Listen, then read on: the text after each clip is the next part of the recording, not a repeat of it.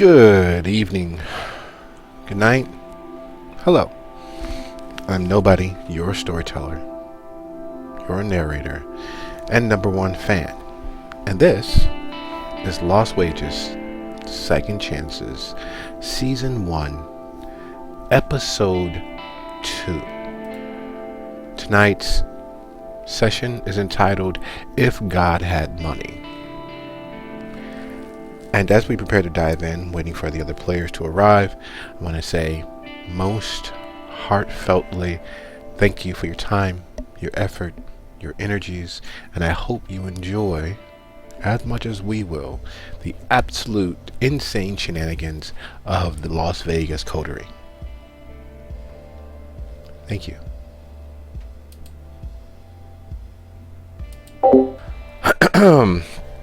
Well, we've danced around the mulberry bush and tiptoed down the primrose path.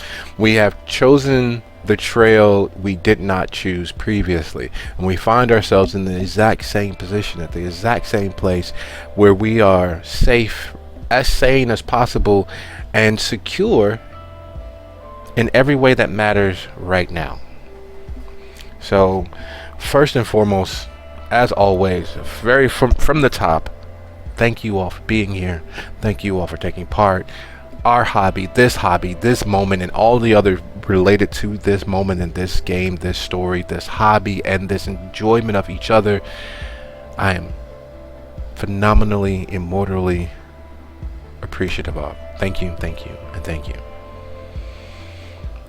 And second, as always, from the top, for the first time, what, if any, questions, suggestions, hypotheses, concerns, or curiosities do we have?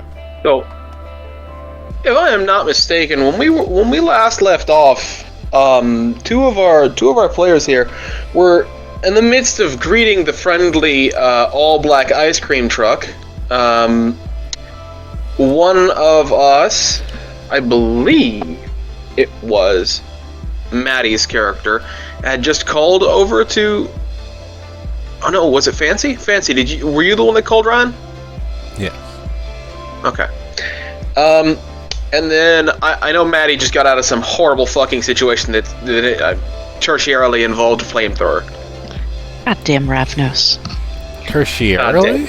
I think that was like the major star of the whole moment. You see, that's the thing. It's one of those situations where the thing that's up front and in your face is but a distraction from what's really happening. Okay, fair enough. Right, and from the back, they're like, God damn it, it's not here.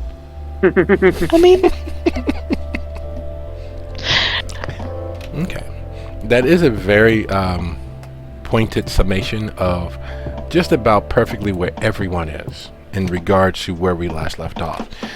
There is tension, there are potential dramas afoot, and the bulk of the coterie is directly or indirectly involved after the fact of something happening that shouldn't. There are several people living dead and otherwise that you should never steal from. And if you do, your best bet is to, cut ties, take off into the wind, right into every sunset, and keep running until you lose the ability to run. And then you may have the opportunity of having a very healthy, happy existence thereafter. A chance.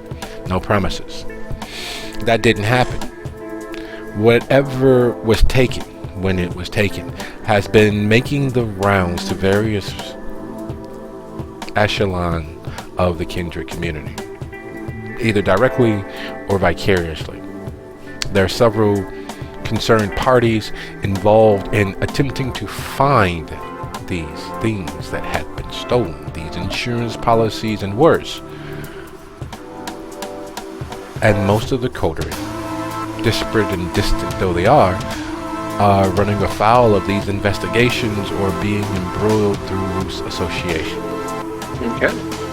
But that was a lovely summation. I like that. I think we should do that more often. I think going forward, that should be one of the many things that we do. A summation in the words and perspectives of the character.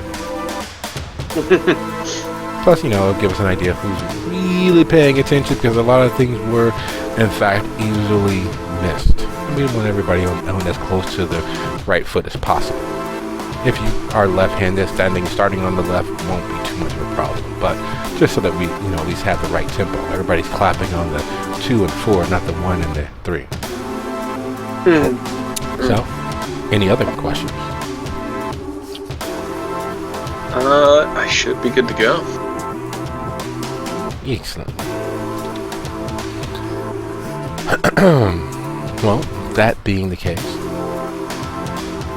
our little chorus striking up, warming up, tuning the bows, and gently tapping, testing the tautness of the drum skin, the lights going dimmer by the second, the curtain rustling as you can see the players in the backstage getting things together, aligning the scenery, everyone's taking their positions, and we close our eyes and open our minds to where we last left. A gleaming, sparkling jewel in the desert night, a oasis built and designed solely from the wild, wondrous imaginings of madmen and those that supported them and loved them and cared for them and hoped for their downfall. A mecca of the imagination, the titillation and the teasing, the constant showmanship. And while it is not anywhere near the same level of a little something extra that you all leave certain southern locations with, there is definitely the feel that every person, every local, every person who's working has their hand out. The handshake is always a preamble to the exchanging of a gratuity, a grat, showing you appreciation for their diligence, professionalism, or just for the fact that they didn't take it directly. Las Vegas is what happens when a shooting star breaks through the veil of darkness and settles. A celestial body crashing to Earth, and the Earth around it survives. The star itself continues emitting its cosmic radiation, drawing humans by the busload, by the train fill, by the plane load, every hour, on the hour, non-stop. Like, unfortunately, the old aphorism of like a moth to a flame. That is what Las Vegas is. It's the place where people go because of the idea, because of the illusion, because of the hope. They're going to beat the house. They're going to make a mint. They're going to succeed. It's just a stepping stone. It's the glitz, the glamour. It's there for them to be taken and enjoyed by them, each and every one individually.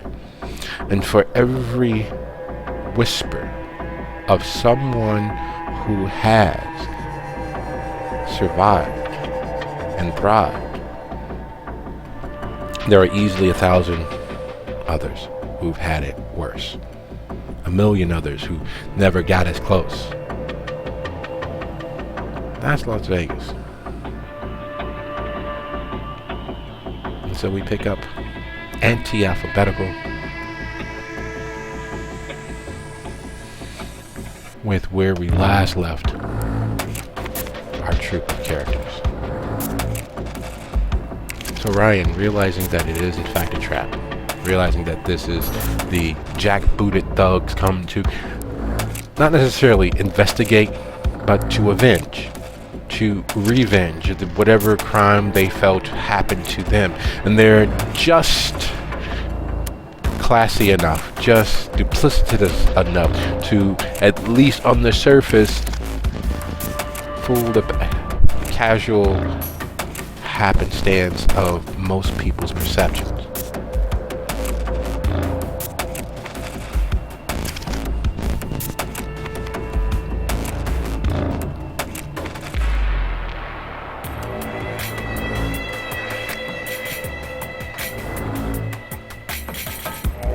I assume the question is, what do I do?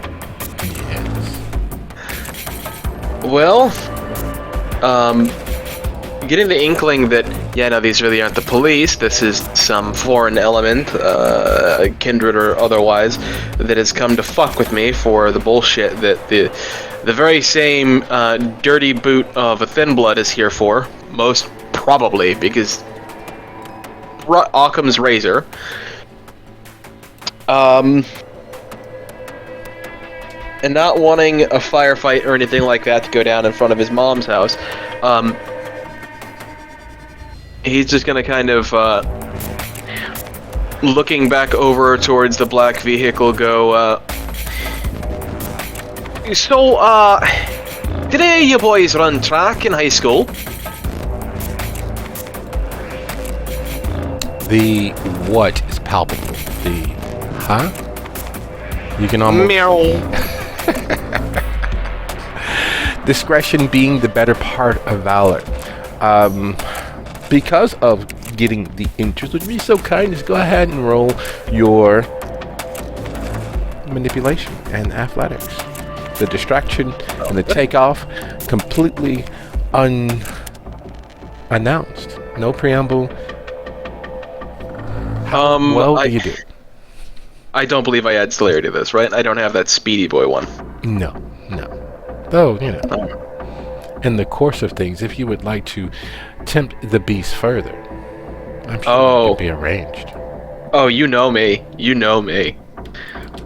Oh yeah, baby. Okay. Let me see. I have my hunger put over here. Oh, that's Joji. Where's Ryan? Okay. Bueno. Alright, let me just go ahead and get this rolled then. Boop. So my pool is going to be that. Hunger is going to be that. And we'll just roll for as high as we can. Yes. Let the beast rule you. I mean, ooh, hell yeah!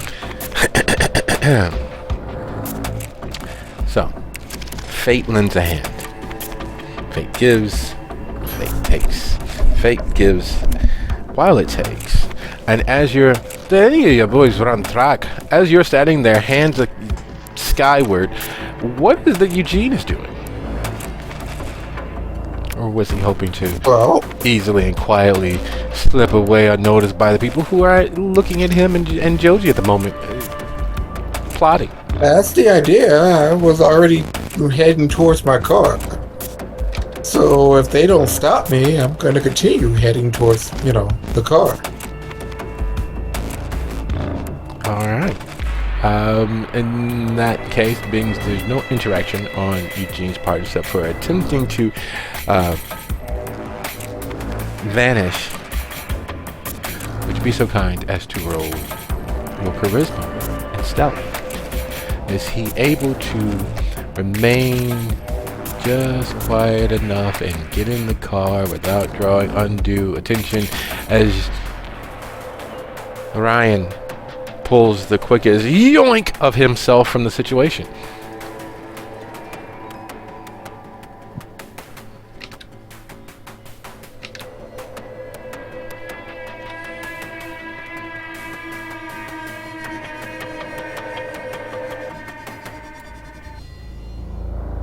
Really? Let's go ahead and try that again. It was not fated to be, sir.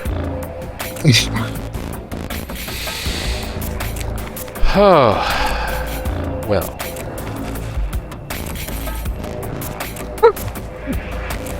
Oh, would you look at that? Fate gives, fate takes. All at the same time.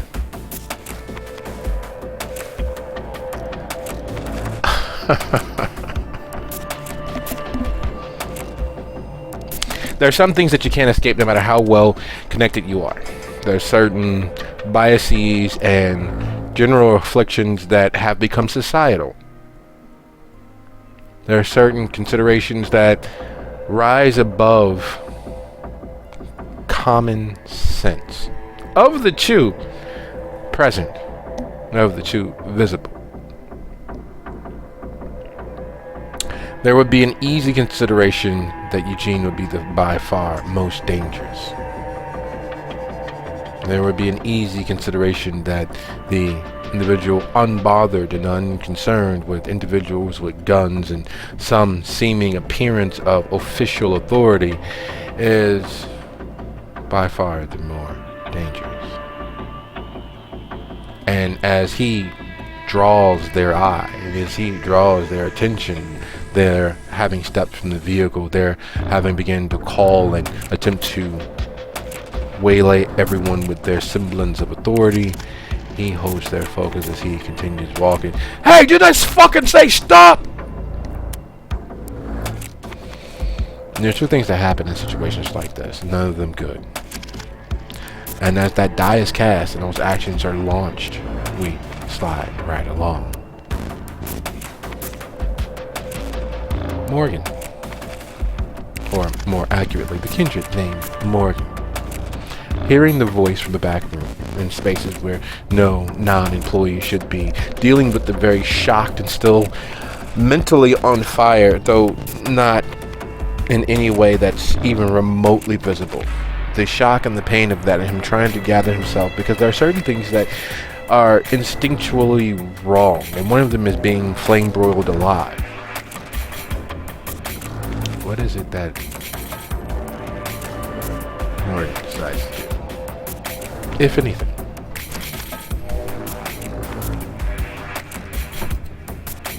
She is going to take a nudge from the movies and smack him across the face. Snap out of it, dude.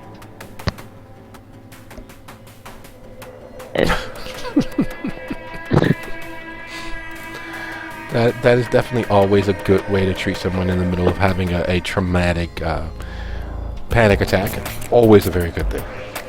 Right? It totally works, right? It is.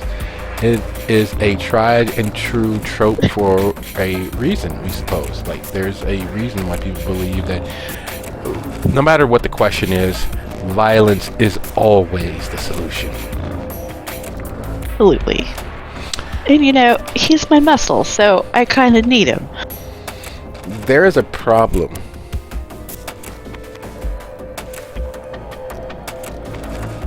with engaging in such activities with someone even remotely combat trained. Would you be so kind as to roll your manipulation and brawl? Because what you're doing isn't the end-all be-all. The whole point is to shock them into the moment so that they are cognizant right now. They can deal with their stress and their traumatic response later. However, and here's the however, those who have trained in any semblance of combat arts, those who have experienced trauma, have a natural survivor's trait of responding before thinking.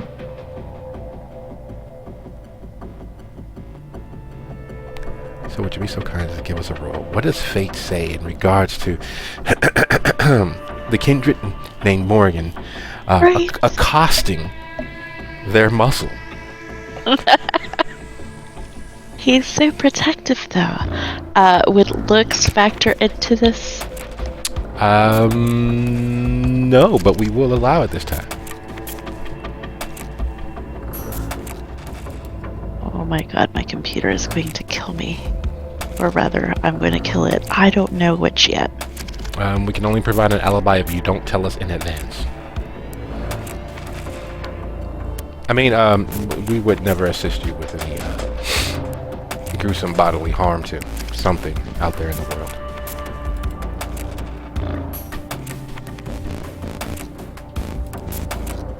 Fabulous. Fate has decreed 2.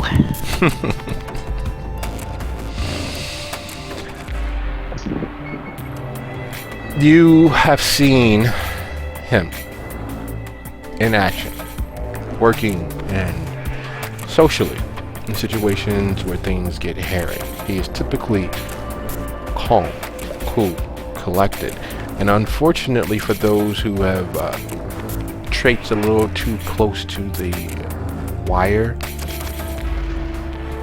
extraordinarily skilled at stopping things from happening within the most violent, vicious, and decisive way possible. He is the sort who's always smiling, who's always, hey man, hands up, backing off, and trying to calm the situation until he feels that there is no other way to calm the situation. Then he's extraordinarily vicious. And you've seen him drive his elbow into a person's eye socket. Still hands up, backing off, and then that step, because that's all you really saw was him step forward instead of continuing to retreat, and his elbow was in a person's socket. It was one of the many times where you found out exactly how spongy a properly moistened human eye is. So as the first slap sends his cheek immediately inflamed, his head snapping up and to the right. The second slap to bring him back into focus. Now that you've started the reset of his brain, you catch that from beneath his eyebrow glare, he's settling into himself with such speed. It is, well, if you weren't already dead, quite scary. A skilled individual looking at you as if you are next. And he holds your hand, pulling himself up without using you as leverage, merely holding your hand to keep it from swinging freely again. As he slowly stands, the light seeming to shift that account for his shadow falling over you, we turn our gaze to Martha.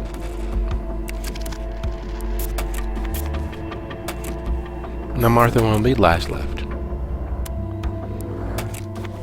with you having divested someone, when we last left with you having arrived at the Fisher Academy, there were several questions and considerations that lay on your tongue and on your mind. Would you attempt to part with them in this moment? No. I think I came to make peace with Fancy, and I think I did that. So I'm not too worried, but I think the police were showing up, if I remember correct. Yes. But all semblance of authority is secondary to your whims. You do have the rest of forever, so whatever petty games of politics that they may be attempting to play, some throwing around of their not inconsiderable, but not all that heavy of any real authority. So as they're there, and it is clear that they could have come by at any moment that would have been better than this. Is there any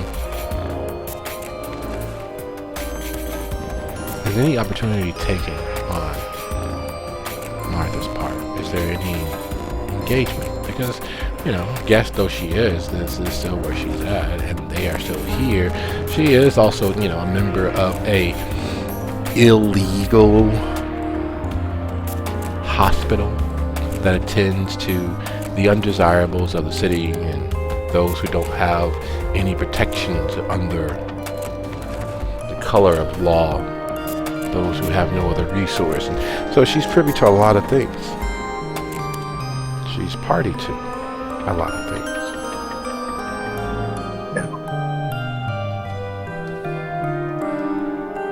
That's all the more reason for her to want to keep her head down.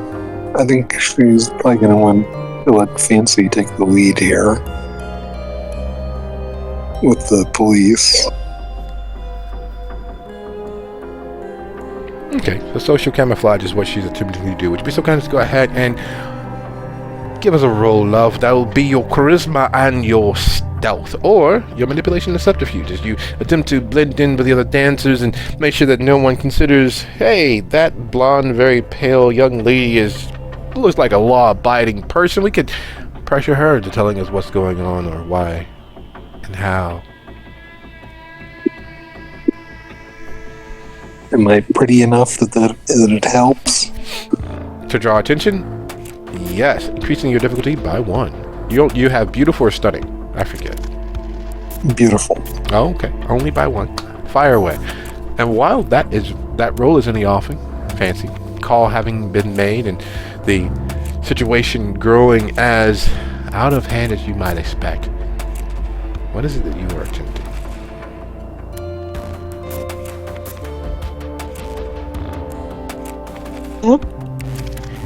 Nancy is going to do what she was trained to do. In all these years, she is a performer, so that is what she does. The book is left on the desk in the back room, and then on second thought, shoved into a drawer, and then leading her way out as if she is stepping onto a stage in full costume. She also has, I think, beautiful, if I remember correctly. Check.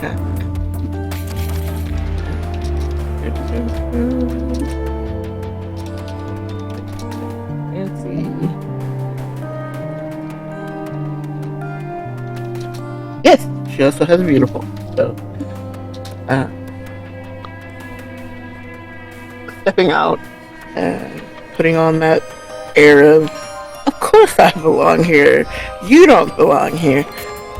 Gentlemen, what is it I can do for you this evening? I am Vince Fisher, proprietress of this lovely location, and it seems that there is some sort of trouble which I don't understand because we have done nothing wrong.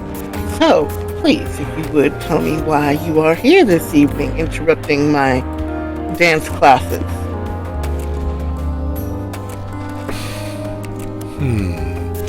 So attempting to bombast, and bully them into their place. After all, this is your place. You pay their salaries. How dare you? In the most polite way possible. Yeah, Karen with a twist. Okay. All right. Well, that case, that is an intimidation attempt. Would you be so kind as to go ahead and roll your natural charisma and intimidation as highly as possible? And let's see what fate says in regards to that.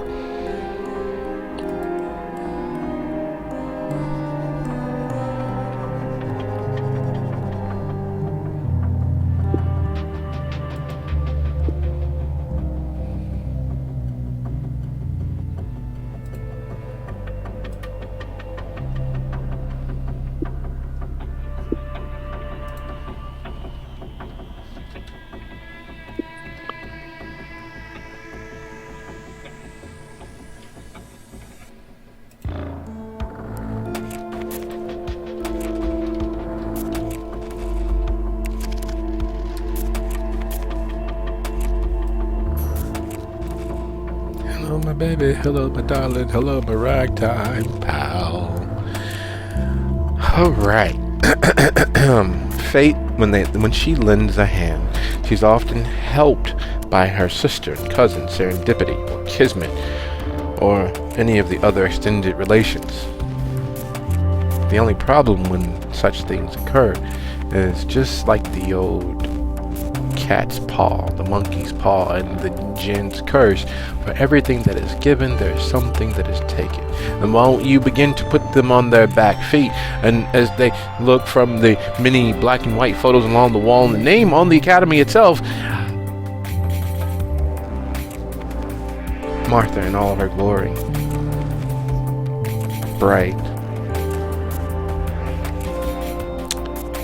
dressed exceedingly well, clearly looking not the sort that would be here for the dance classes, not looking to worm their way into the Hollywood-like casino reviews, not trying to make their place, not looking to crash one couch or the next to get ahead, draws their attention. And as they're, ma'am, we're just, and attempting to, pull out their business cards to let you know how official this actually is. There's only so many doctors and midnight missionaries that tend to the vagrants throughout the city. There's only so many people who are oftentimes run off as if they are the vagrants and the eyesores because they're attempting to help. They're there with fresh water and blankets and food and this and that, and setting up locations where the homeless and houseless might get a little bit of human kindness. And while Martha's not famous, beat cops and their opposites would recognize the well-coiffed hair, the professional attire, and as they all but apologetically begin, look, we're just here because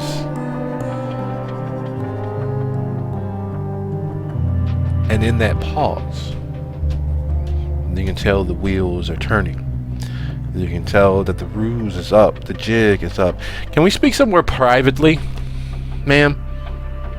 We'd like to keep your business from receiving any undue attention. And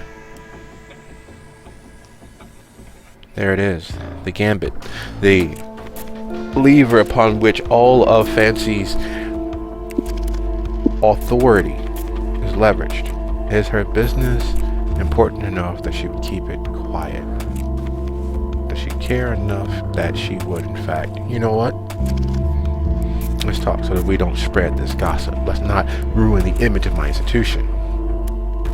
She also easily catches their sight lines. She easily knows who's in her shadow and who they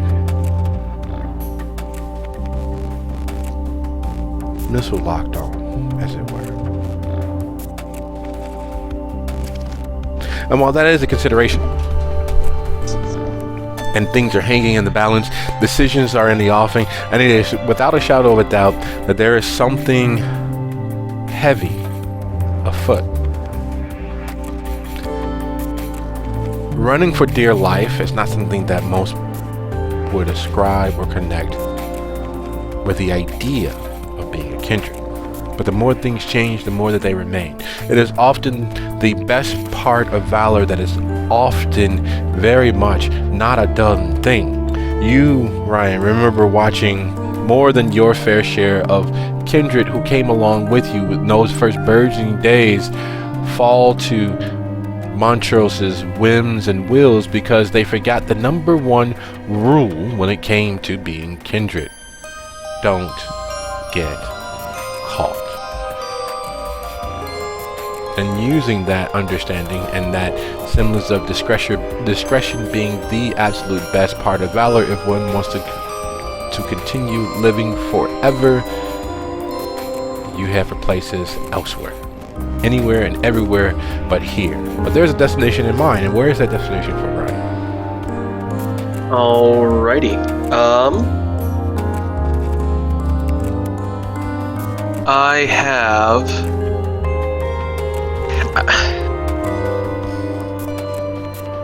Wait, is this Joji's sheet? Fuck, this is Joji's sheet. This isn't Ryan's. Oopsies. I looked on there and it was like influence retirees, and I'm like, well, that's wrong. That's just wrong. Okay, here we go. I'll be heading for my retainer's house. Which should be, if I pull up a map of Las Vegas.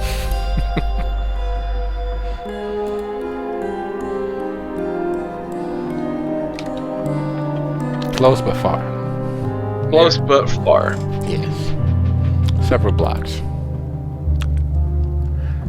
Several, unfortunately, long blocks and dodging through persons' backyards yards and across and between, moving around, and otherwise sticking to the dark as best as possible, staying off the easily viewed central paths, staying away from places where cars can turn easily. It is not the easiest thing, going up and over, down and around, but it is something that is unfortunately very, very doable. Pride goes before a fall, and Ryan plans on not having to ever deal with that.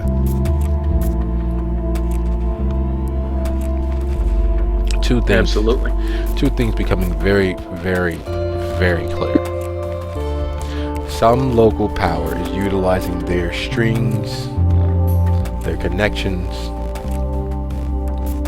and all of their cutouts to get their hands on whatever this wild goose chase is about. And his mom has been supplementing her income by loosely being, related and involved in various hustles, various less than above board situations. Not engaging in them herself, but being a safe point to pick up things, to let things lie. A clearinghouse, if you will.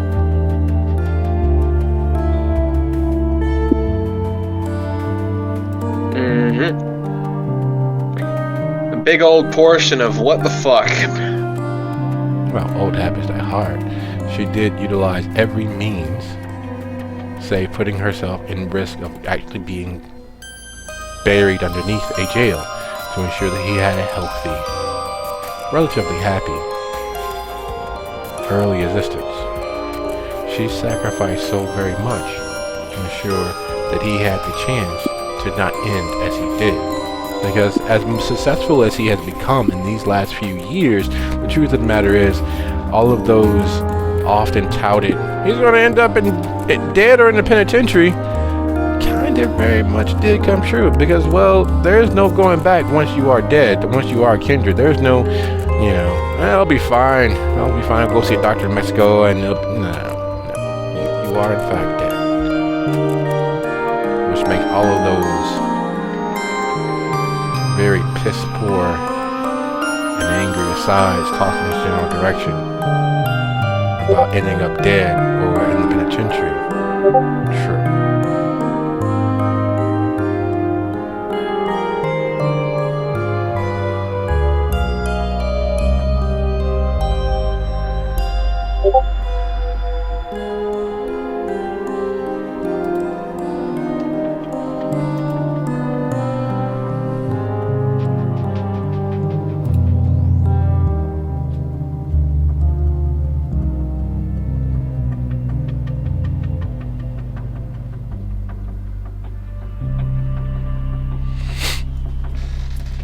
Hello?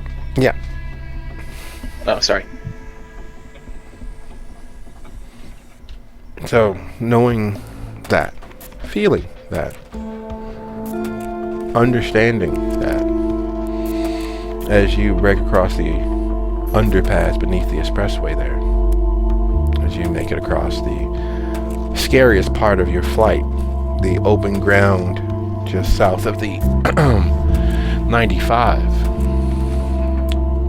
before crossing over Jones, and those thoughts sitting there, is there any consideration? Is there any moment? Because that's a lot. They were right. You ended up dead. The penitentiary, you didn't make it there, and there's no way for you to make it there now. But they were right.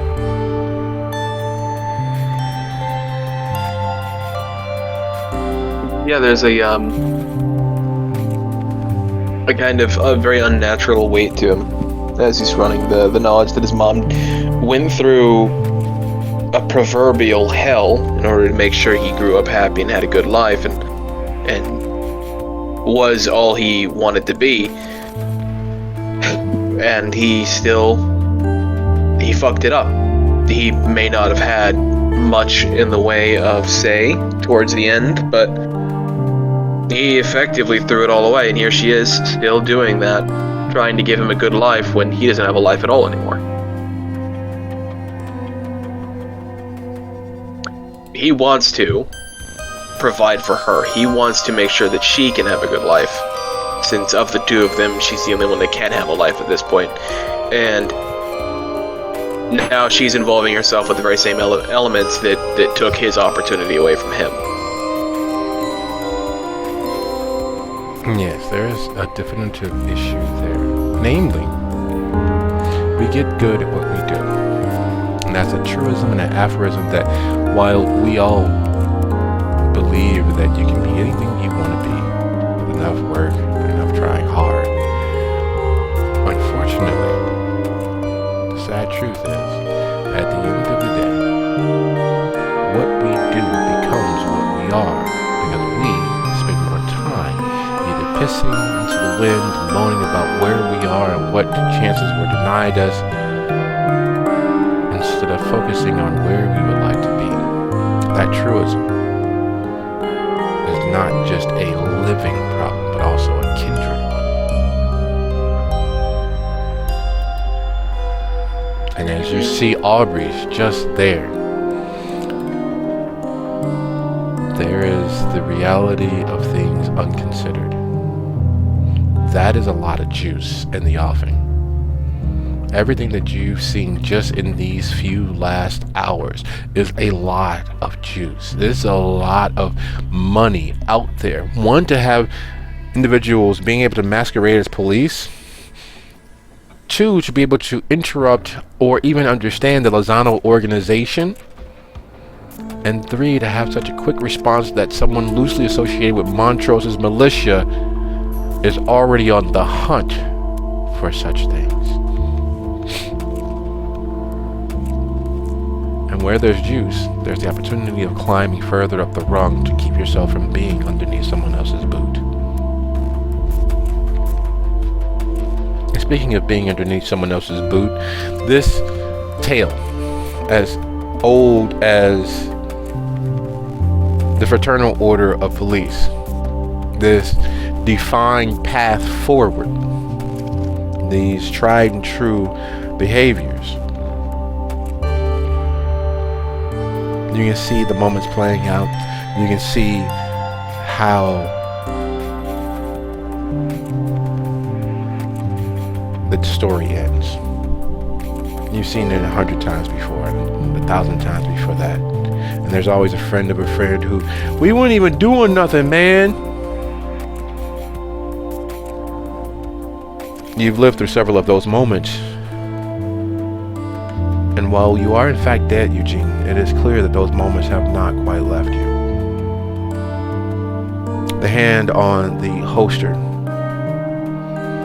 the authoritative finger pointing, the raised voice, the clear focus of he, and instead of them going to the mobile on their shoulder or reaching back into the car, the passenger of the vehicle on the passenger side of the car brings his cell phone to his ear. What is it that you do, realizing that you have their attention?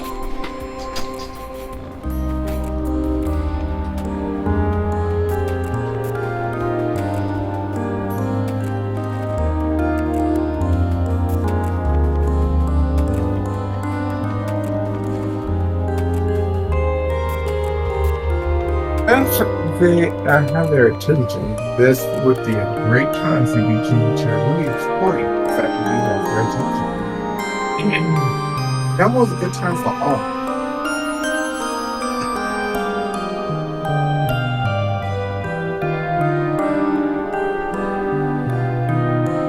So he is going to entrance these two officers with inspiring aid, who not want to possibly shoot him. That you can't control. That you can't control. That you probably won't affect. All gives you their full attention. Like all eyes, all unmitigating focus will be on you.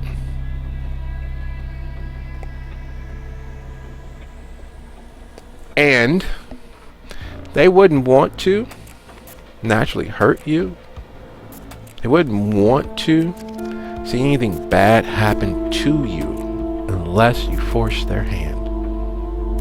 So, would you like to tap into your kindred ability to get persons to notice you? Now, I thought all being a presence would actually kind of. It gave them the breathtaking, oh my, not just kind of, oh, I already see them. You have their attention.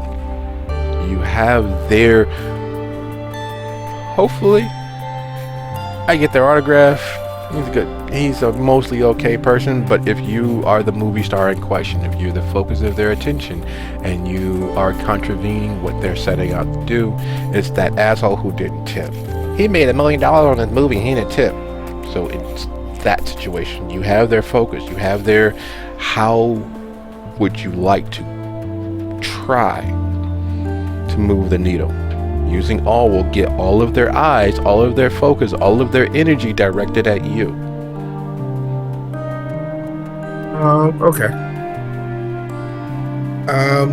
Is it apparent to Eugene that these people are not actually police? Aha, now that's another matter entirely. Would you be so kind as to go ahead and roll your wits and either streetwise or subterfuge? Because now that you're actually bothering to take them in and watch as the passenger, instead of using the mobile or leaning back into the car to use the laptop that should be there, pulls out his cell phone as Ryan takes off points due elsewhere. As Deli Slice saw them coming and disappeared from sight.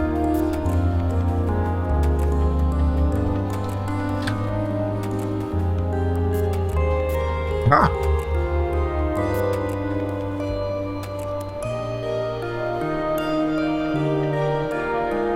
Listen, guys. Using his specialty in intimidation as in coercion. Listen, guys, I don't know what bullshit this is that you're trying to pull, but I know that you guys are not cops. You know that you guys are not cops. So the hassling of me isn't gonna work. There's nothing here that screams cop. So move your ass on. I'll move my ass on. We forget this whole situation.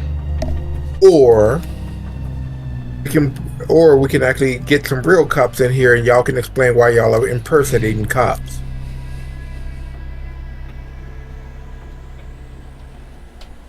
Okay. Is that charisma and intimidation, specialty coercion? Or is that composure? That would be, you have a choice, manipulation or in fact composure, because you do see them with the driver who got out of the vehicle. His hand is actually on his holster. There is no safety clasp or latch on that service issue in that holster. The passenger with the cell phone murmuring up to his ear, you're sure is equally so standing. So are you going to attempt to manipulate the situation and demand pull a street illegal Karen? I'm going to report you to your supervisor. We know you don't have one in the normal authority. Or are you going to use that same intimidation tactic but try to approach it from staring down the oncoming violence as if it doesn't matter, as if you're going to have the last laugh?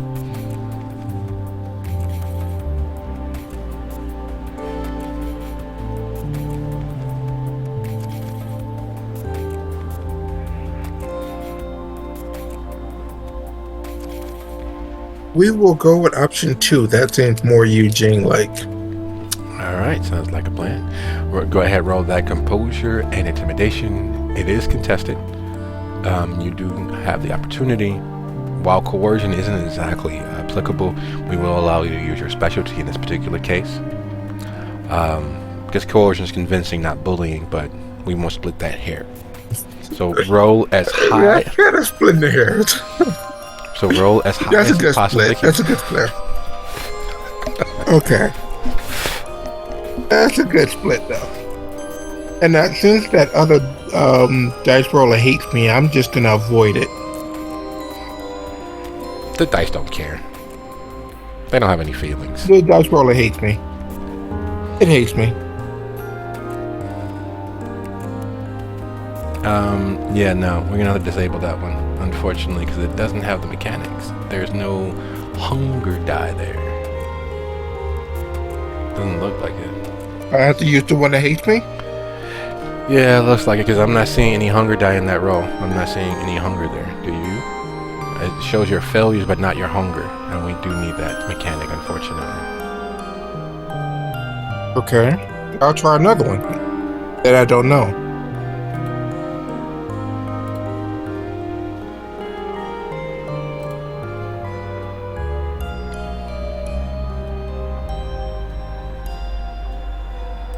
I think this one may need to be disabled too, because that doesn't tell me anything.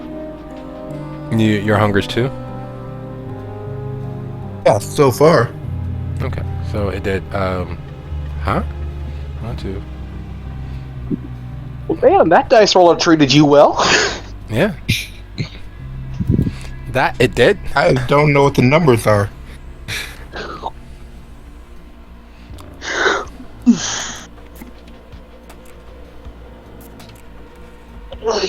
Well, if it treats me well, I'll stay with it.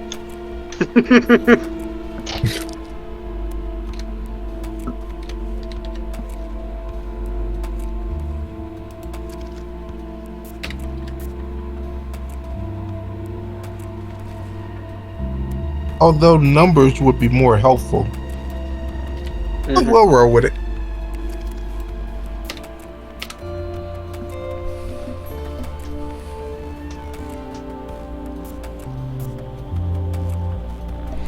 The immovable object, the unstoppable force, what happens when they meet, it can easily be simply boiled down to, well, fuck. There's a sound that Eugene has come into his own over the last several decades, one that he knows intimately, one that he is always aware of when moving into situations where there could be the insinuation of violence. And while most people are trained from movies and TV shows and their imaginations when reading certain books, there is a soul freezing sound as the iron sight of a firearm clears the holster. The gun itself, being well oiled, typically doesn't make much sound, but that iron sight typically always catches the faster you try to pull. Now, most people are accustomed to it and they account for that. However, it still catches, it still causes a rough scraping. And Eugene sees that happen before he hears it. Dogs bark in their own yard. Lions only work when they're hungry.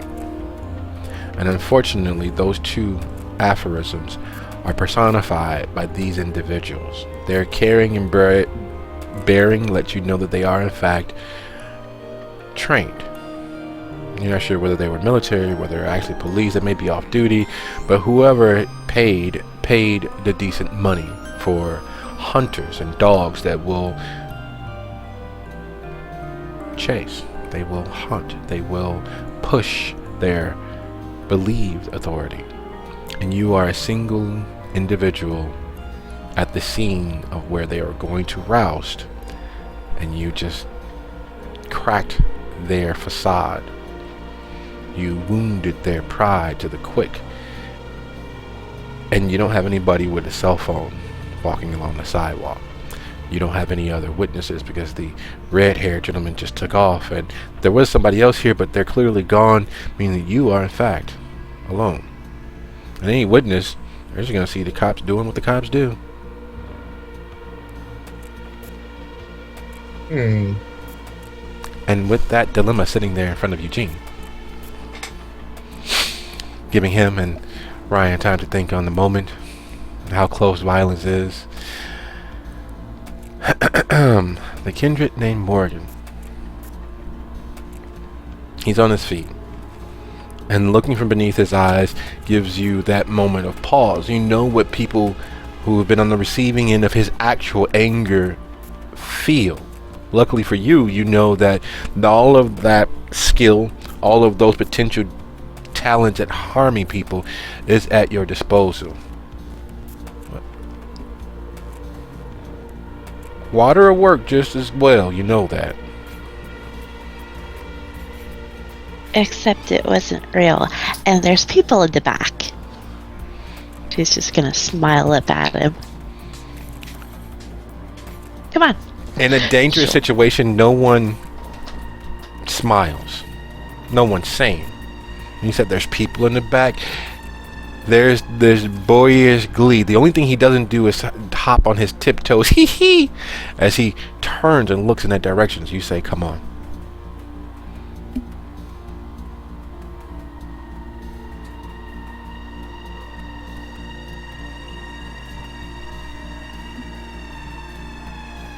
On her feet and walk towards the door and just push it open.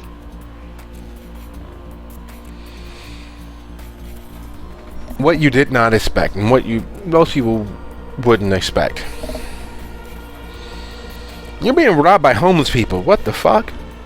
There are the one portion of the population that would never dream of robbing any establishment, and especially not robbing a pawn shop, are there in your back room. The must and odor wafting off of those clothes is considerable.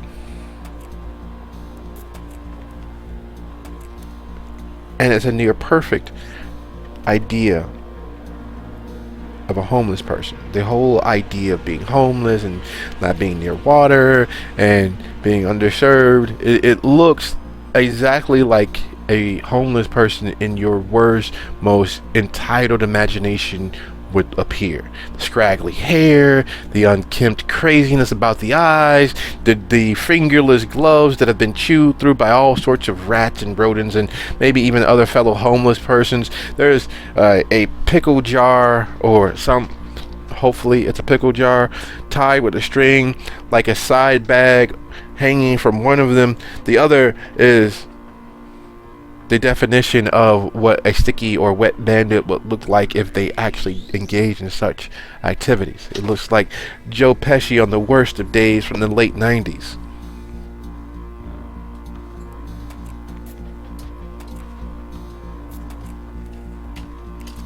What the fuck? Indeed. Hey guys, what you doing? Well, hell. And that's as far as they actually make it. Because he launches into, because they're rifling through the petty cash, they're rifling through the shelves. They haven't bothered to actually crack the safe, that you can see. Yet they're tossing things, knocking things off places, and just making a mess. And he launches into,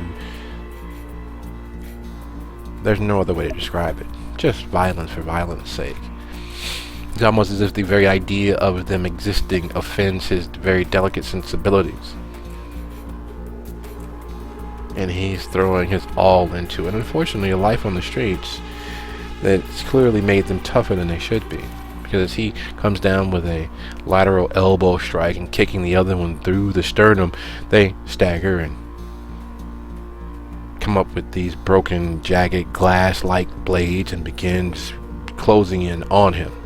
And while he is a textbook definition of skilled and barely controlled violence, they are just pain for pain's sake. They're lashing out and slashing him across the forearm and attempting to slash through his knee, literally trying to slash through his knee, and one's trying to stick its finger through his pants into various orifices, and the other is now holding his legs together as the other tries to bury his blade. And credit where credit's due, He's tough as shit because, perfectly honest, a knife made of glass stabbing into any average person would cause all sorts of screams of pain and yielding, or maybe even, screams of anguish. But he's grunting and taking the hits and returning them. And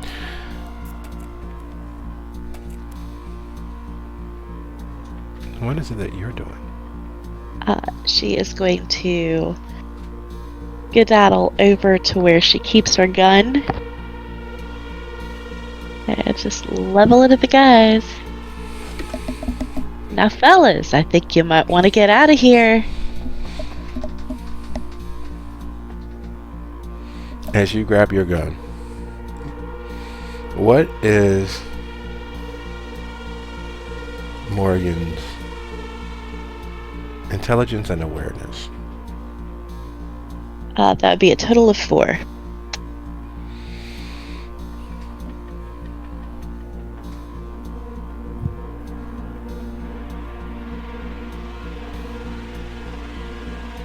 You know he's tough. But everyone's tougher in their minds. Everyone's stronger in their mind. Everyone's more capable in their minds. So, losing tendons, taking a gunshot, or being knocked downstairs, or being hit by a car, or fighting two clearly feral individuals is all within your wheelhouse. Though in reality, having your tendons cut, having blades implanted into the body, breaking the skin, not just breaking the first 2 or 3 levels of the epidermis, but actually getting really into the skin, past the mucous membrane, into the muscle, is another level of pain. It's another echelon. And as tough as we are, there is a factor of blood loss. And where's your hunger at right now, Morgan? 1. So you could eat. You're not ravenous, but you can eat. And being around blood at any time, freely flowing, easily obtainable blood causes a reaction in every kindred. And this is a testament to their own intestinal fortitude for them not to indulge. It's like those simple kiosks and platters and trays at the grocery store.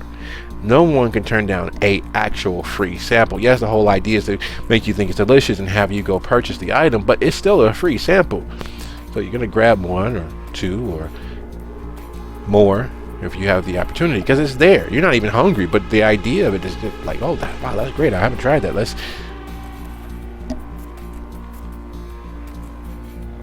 And then all of this violence, not so much as a tickle. All of this bloodletting, not so much as a consideration.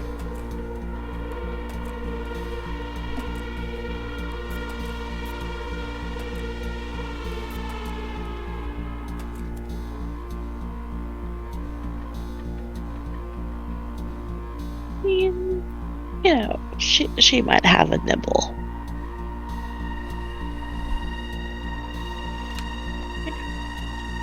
It's not like she's gonna go wildcat and jump on someone's back, though.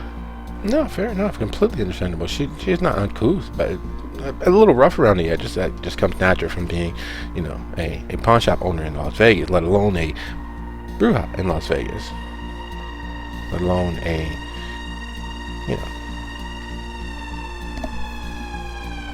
But it's been a very long time since her and her beast have had a conversation. It's been a very long time since her and her beast have been on the same page of, you know what, I'm not going to bother you right now. You're in the middle of something. It's very kind of her beast to not urge her forward. It's very kind of her beast not to, at the scent of blood, to attempt to worm its way to the surface. And as the blade slashes across his upper deltoid, causing what would normally cause the use of that arm, him being able to, get it raised for that very, very awesome flying elbow, followed by that swift roundhouse The fact that he's not slipping in all of it in blood is amazing. You probably need to pay him more. Wait, you don't really pay him, do you? I mean, I pay him in blood. It's fine. He's probably up for a raise, because fighting these two as long as this, and they clearly are unfazed by the idea of the gun in your hand and you calling out, he definitely needs a raise, because there's no way one person should be able to do all that he's managing to do, holding them to a standstill the way he is.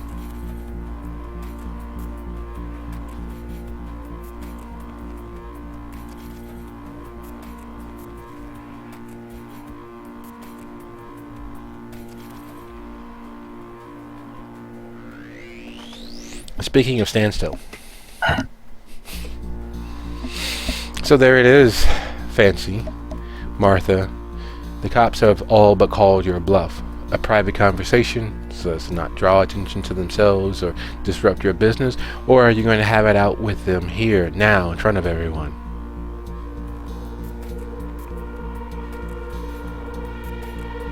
And they keep eyeing the lovely blonde hair of Martha. It's clear that they've seen her either up close or from a distance. And it's clear that they know who she might be.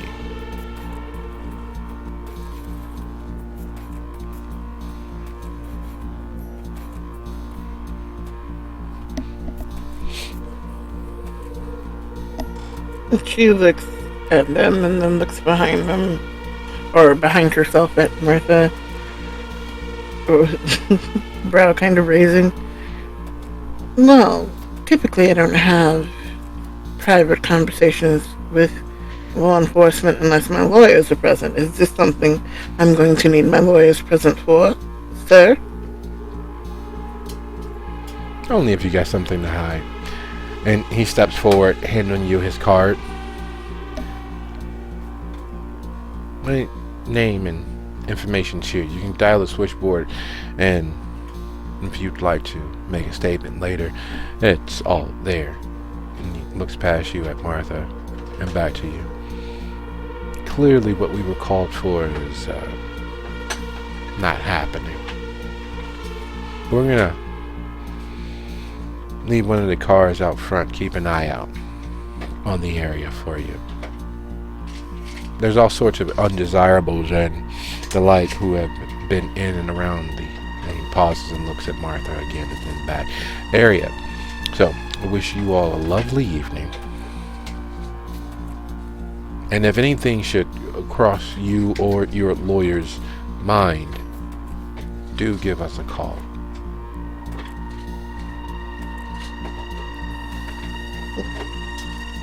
Will do. Thank you for You your all have service. a safe and lovely evening. Of course.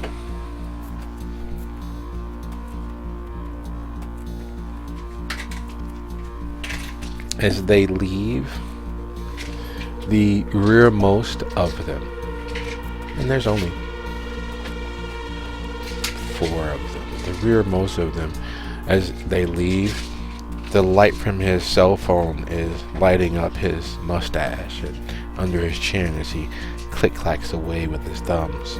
And unfortunately, you can tell how old he is. Not that Fancy herself is a spring chicken, but there's a certain manner in which older individuals text, just being a person who watches people. They don't turn off their sounds. Their volume is far louder than it often needs to be, and you can hear the haptic responses of the screen. Click, click, click, click, click, click, click, click, click, click.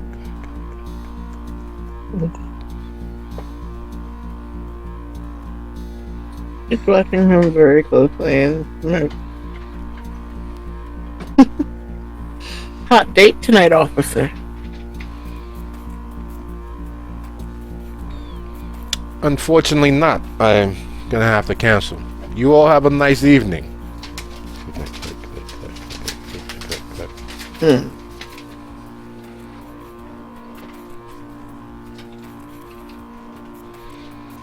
What the fuck are you doing? Put your cell phone away. I'm just sitting there. Don't worry about it. And they leave, leaving you all inside with a very confused group of dancers and would-be performers who have tonight off and came for their class. And the police have always been a bad thing. Security, depending on who you schmooze at all of the casinos, are worse. The old axiom of, if you want to test a person's character, is not to see them in trying times, not to see them in moments of depressed financial states or in trauma. But if you want to test a person's character, give them power.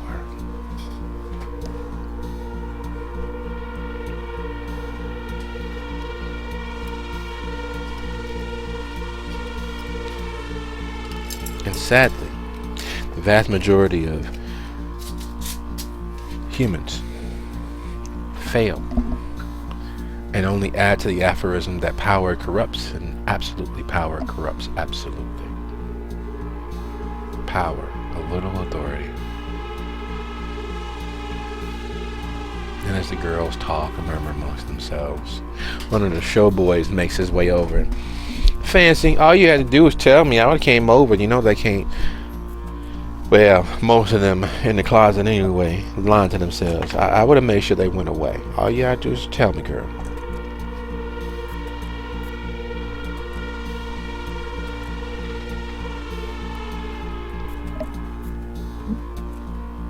He leans over and gives him a pat on the cheek. You're too beautiful, obviously, for anything of that sort, so... No, I haven't handled all.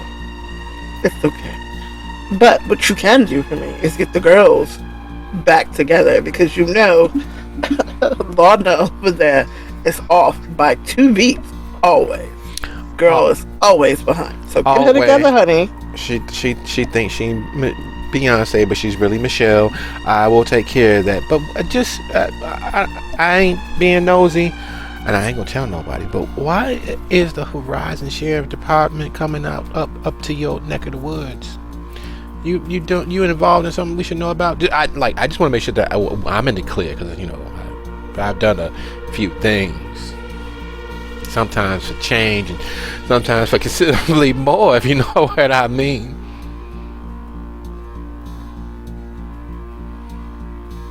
I honestly have no clue why they stopped by here tonight, except for they seem to be riled in some way about something that's going on somewhere. Honestly, I couldn't tell you. If I do find out why they decided to stop by tonight, I will definitely let you know so that you have the heads up, because I would never want any of my lovelies wearing the wrong kind of bracelets. Oh no! Of course. Oh no! I'm not doing that anymore. I even smoke weed by myself these days. But yeah, I'll make sure that they know that ain't no thing to worry about. But it's just a long way. Horizon's out past Mission Hills, darling. Nobody gonna come all this way and spend the night without getting something out of it. You know what I mean? And then he saunters back to the girls and starts wrangling them together.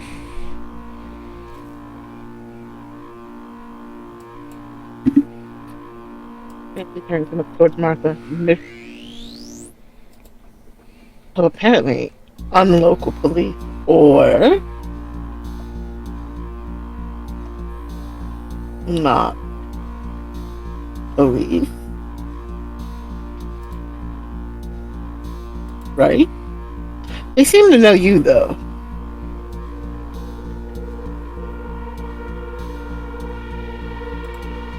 Any hint as to why?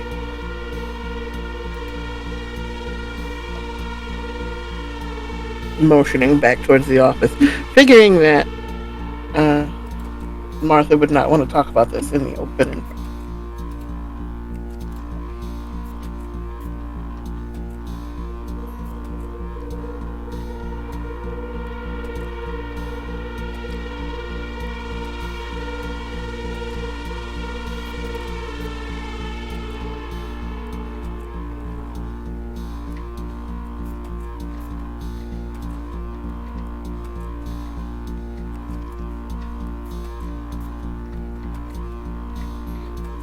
Martha, you out there?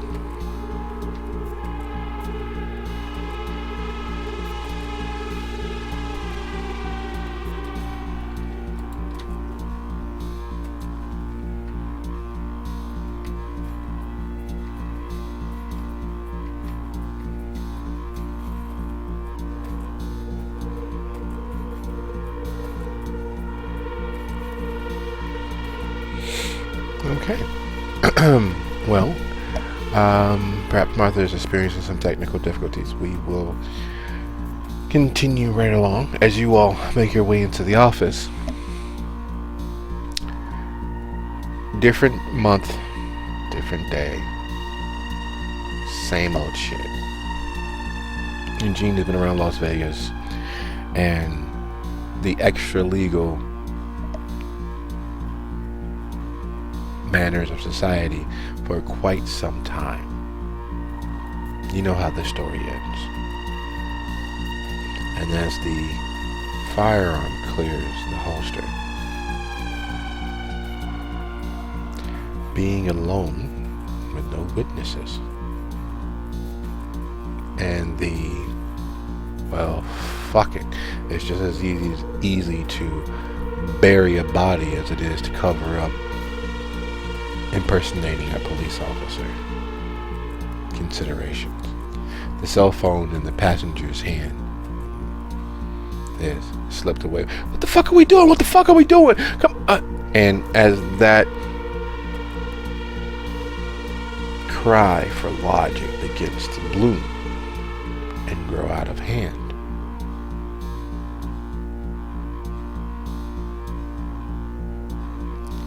what is it that Eugene is doing?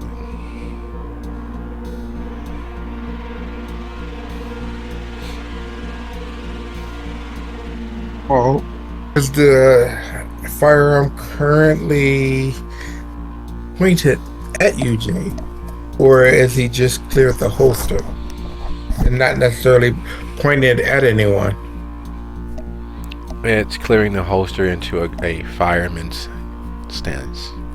It's clearing the holster If I was into a shooter Okay. stance.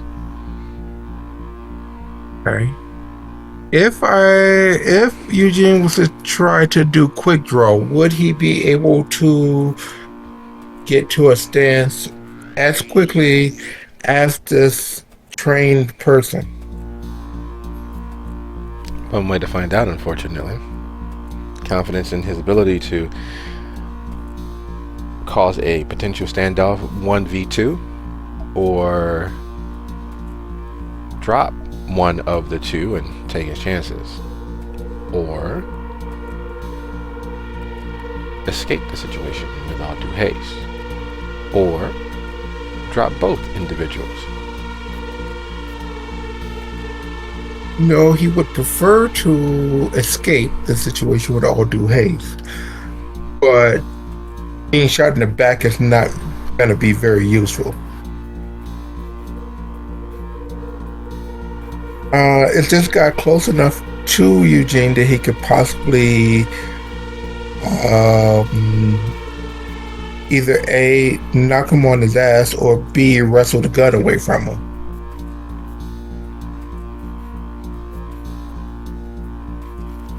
That's a good question. Both of those are always options as well.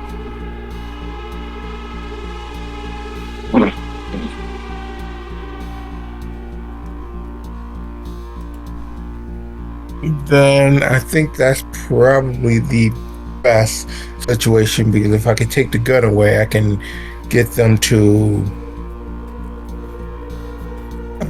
rethink the strategy, because I'd be the one holding the lead. I think I'll go with that option.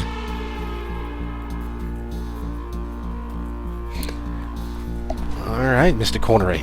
Your first action in this grand epic is Eugene takes down two individuals. Well, wait, no, he can't. He can only take the closest one, leaving the other to do whatever it is they're going to do. Would you be so kind as to make that strength and brawl roll for me, please? Contested, of course. Sure. But I'm calling it now. If he pushes me away, I'm drawing. My action will be to draw my quick draw and draw the gun that I'm holding. If he pushes me away, because that would be him not being able to control his gun, and in that second, I'll be able to draw mine. Just kind of calling that out now. That's great to have a plan. Always great to have a plan, and especially when 1v2ing armed, concerned, clearly slightly rattled individuals with firearms.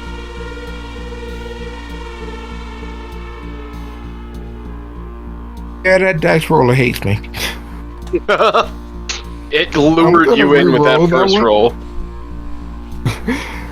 I'm gonna re-roll that. Oh God. Oh, you poor boy. Okay. Okay.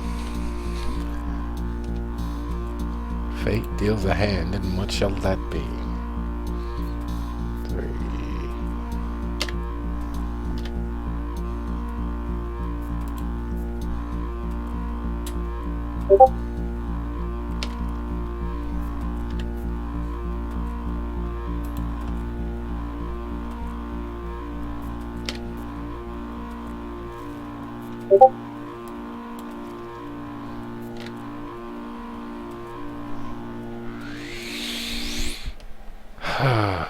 Alright. In nomine Patria Spiritus Sancti. And all of that good stuff. I wish you luck, sir. What does fate decide? He is gonna have a story to tell after this one.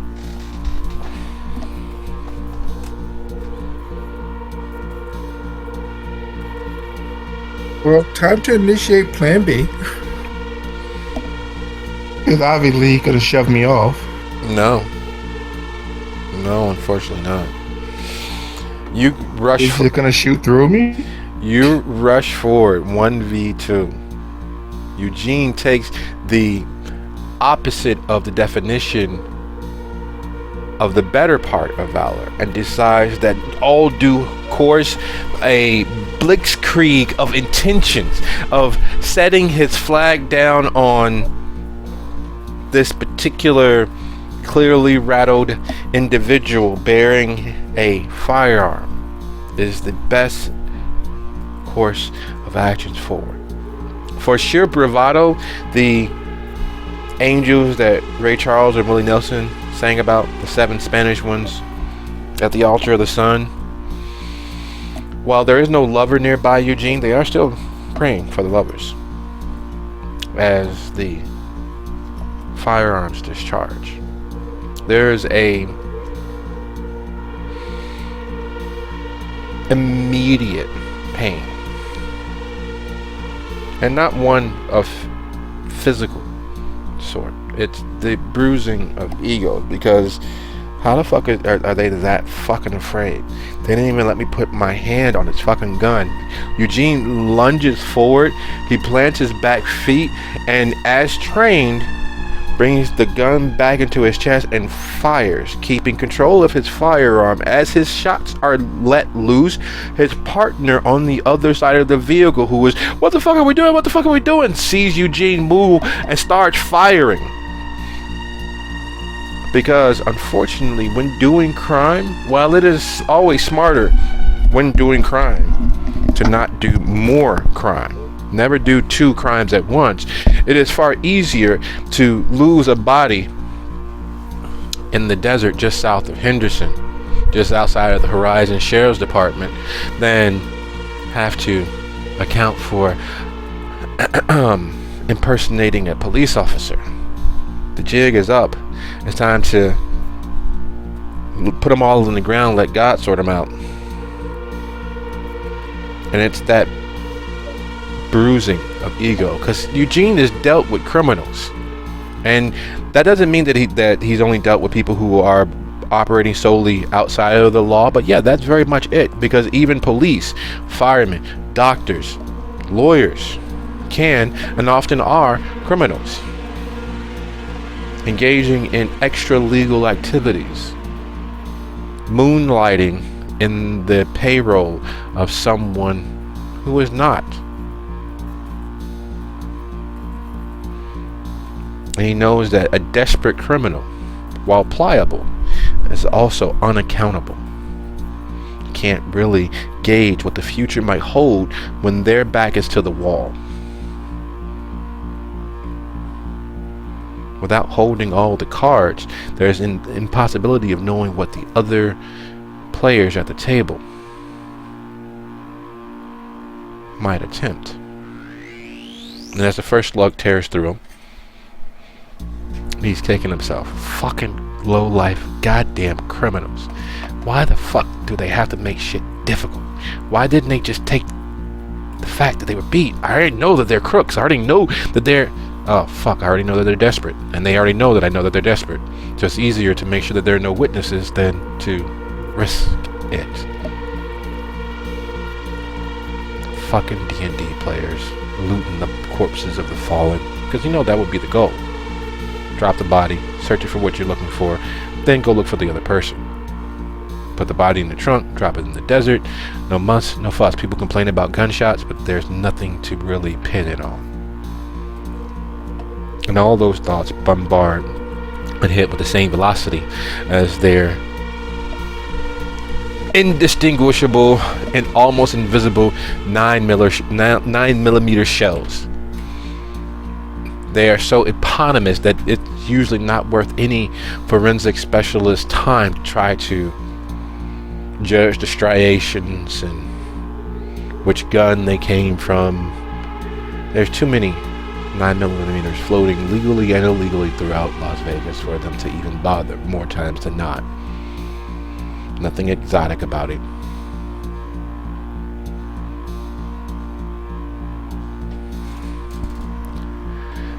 And unfortunately, with a margin of 4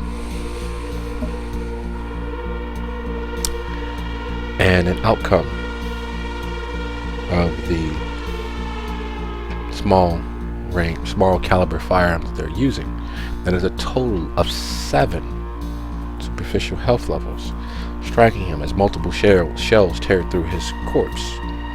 Luckily, he's already dead. So, denote those levels of damage, half before applying, of course.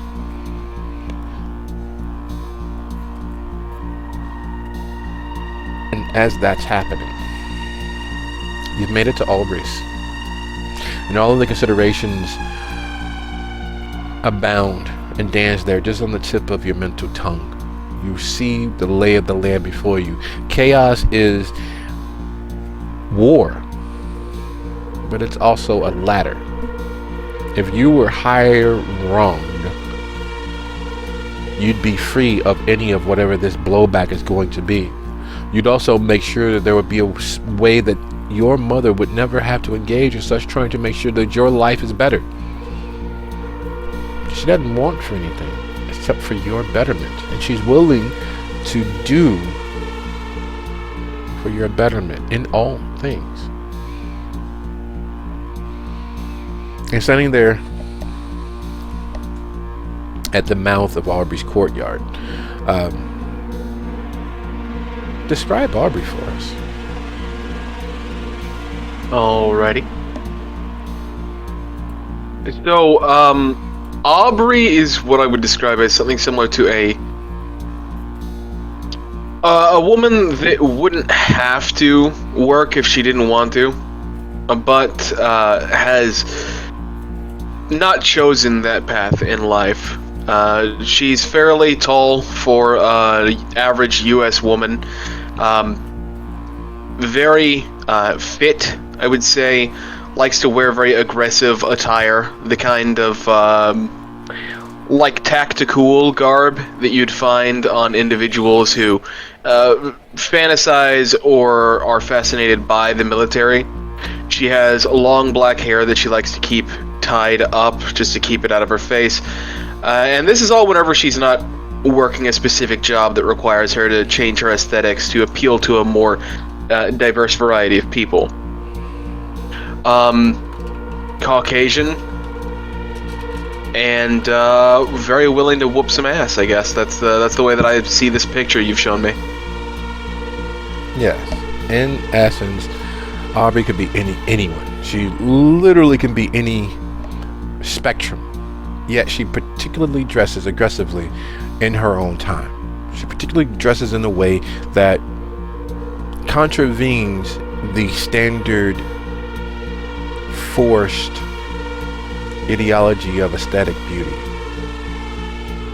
It is her own way of rebelling against the things that nearly took her under. She dresses in a way that says, fuck off. And her RBF has been known to cause icebergs to melt. And so as you stand there in her courtyard entryway, considering making it to her door, and it is with no surprise whatsoever that on her off night that she is literally sitting in her second story window as if it is the balcony or the veranda or the view, and she calls out as you enter into the courtyard and head towards her door. Fuck you want? Hey, look, we both know that I wouldn't be here unless it was an emergency. Everything's a fucking emergency. Fuck! And then she disappears out of the window and you can hear the door being buzzed. I walk up and very kind of gingerly and quietly enter the building.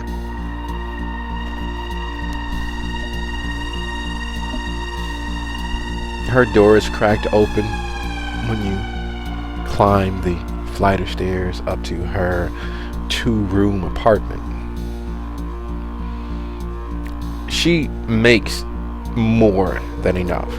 You are not frugal when it comes to paying her, nor does many of her assignments that she does for you are unpaid. She's been everything from a chorus girl to a waitress, a bartender, to a late standard laborer. She's been a secretary, an administrator, a manager, a chef.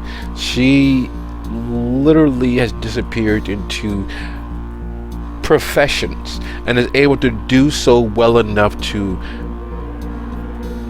avoid notice. Never quite figured out how she does that, because she has such a brusque personality that it is always about pushing people away. No one close enough to touch her, no one close enough to get her or understand her. Her greatest strength is her ability to disappear into whatever role she's taking on, but in her own time it is all about keeping everyone and anyone at far enough distance where she can draw free if she needs to.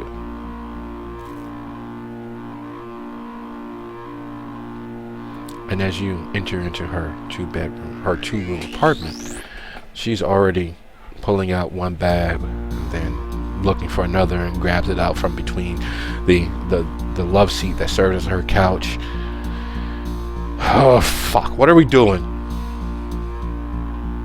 Is the husband out for now? Oh, that asshole fucking got a job on... Nah, don't worry about him. He'll be back in 2 weeks. Fucking missed it. Alright, well then I guess you've got some time.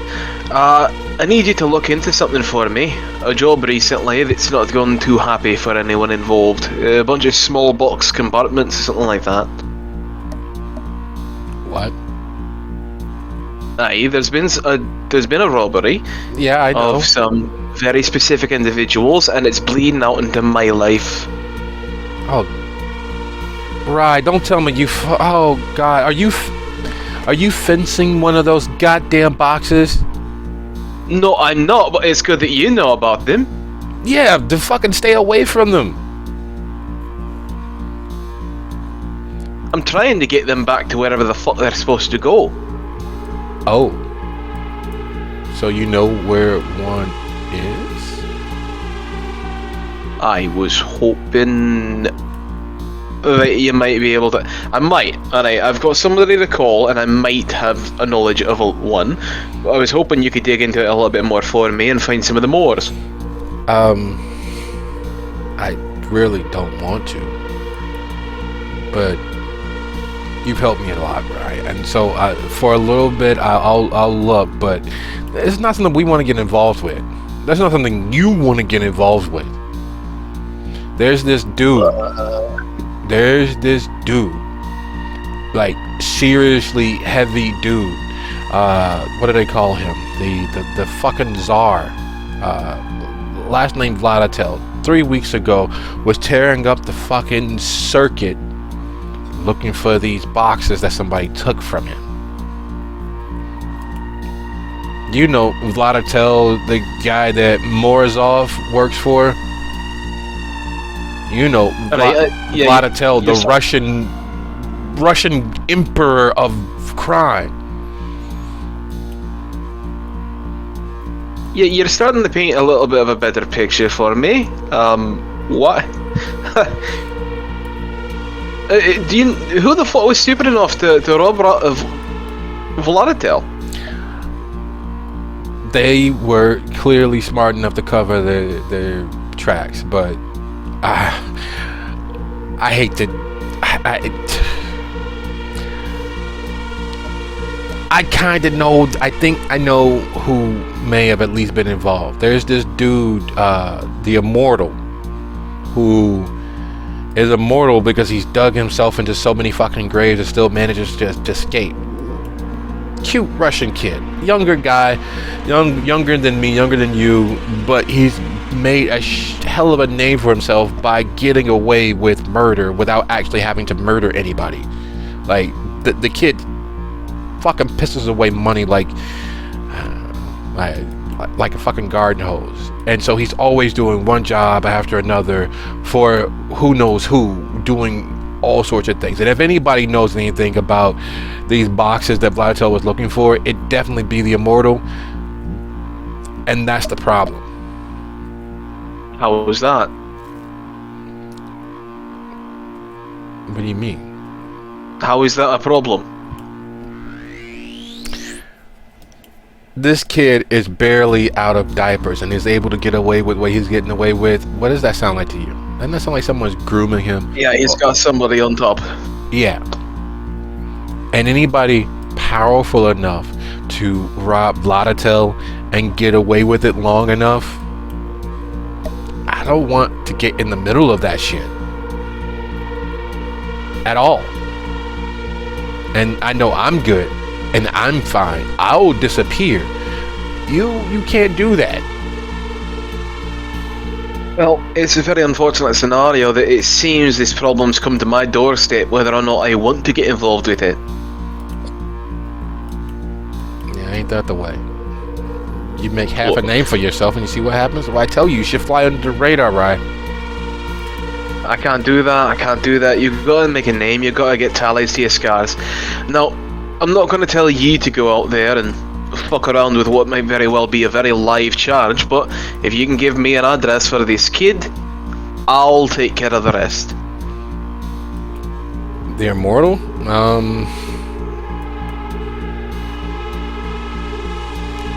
I may know. There's this, you heard of the Fisher Academy?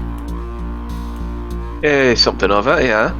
Yeah, they're like this underground institution. Like everybody who's anybody that works the chorus line has trained at the Fisher Academy, and everyone who has never been anyone and never will be has trained at the Fisher Academy.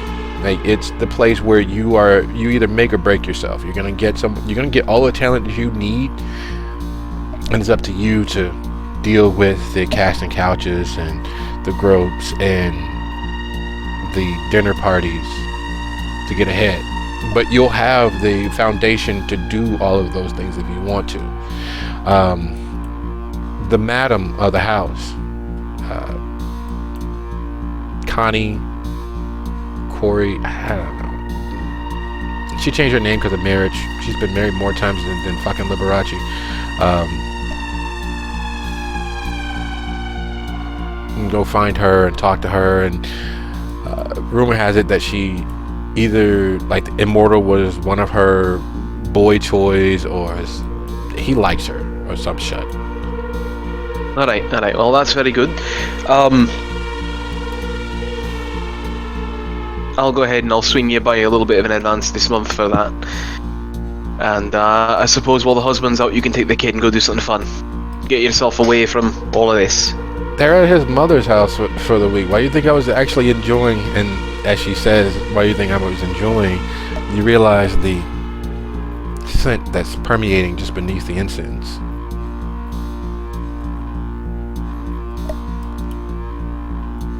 Ah. Well then, you keep on enjoying. I'll go and make a bump in the night somewhere else while you do about your business. Right. Well, if you happen to think of anything else though, do send it my way. Right, be careful. Like, Volatil is no lightweight at all. Well, you know what they say, the bigger they are, the harder they fall. And on top of that, I'm trying to get good with this man by bringing his property back to him. I don't know why he'd hang me by my toes. Easy, because sometimes it's easier to kill a messenger than the person who made the message. That's true, that's true. And Well, the quote isn't the bigger they are, the harder they fall. The quote is the bigger they are, the farther they have to fall.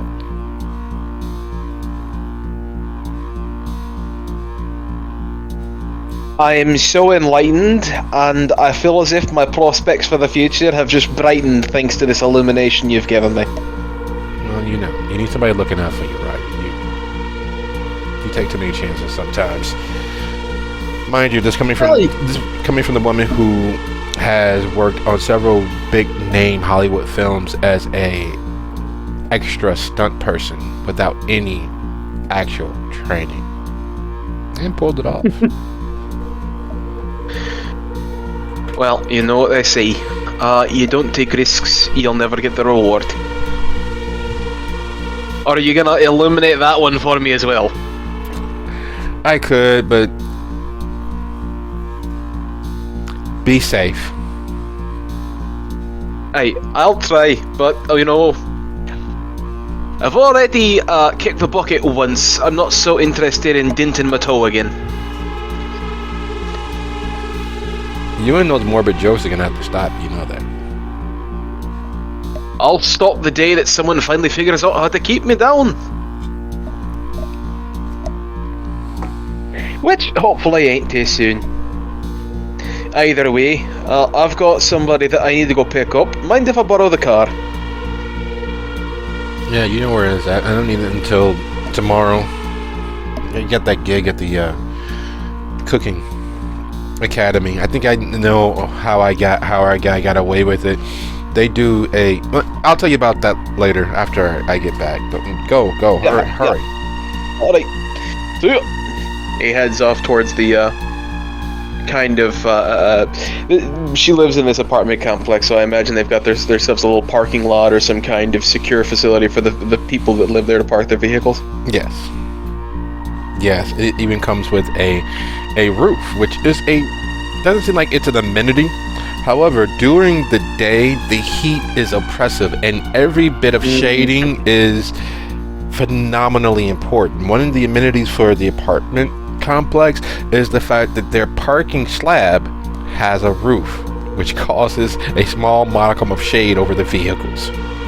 Indeed. No one thinks that is that valuable of a commodity until you leave your car out in the sun all day and realize that a vehicle can very quickly become an oven. Now, yep, he'll find that vehicle and give Fancy a call back now that he's no longer in dire straits. And as that call begins to happen, the kindred named Morgan. Yes.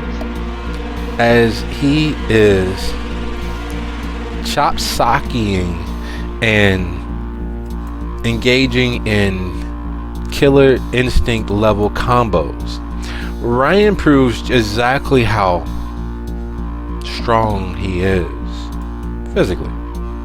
Because as many slices and stabs, and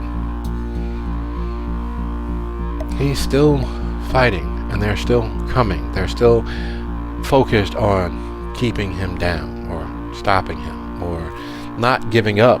As indefatigable as his skills are, they are so determined that as he's crushing and breaking and hobbling, and they're still attempting to put him down. And you have your gun in hand. You should shoot him. Clearly. Though there should be the smell of blood in the air. There should be.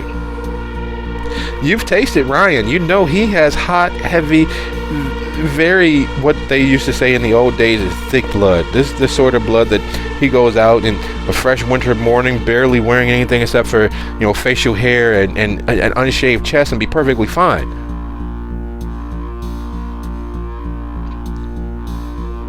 Yet.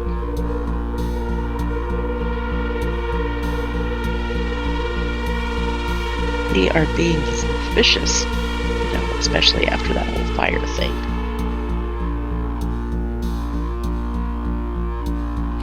What are the chances that, someone... Gonna change tack. Right. It's not like it becomes a habit. She's going to change tacks. Put the gun in her belt.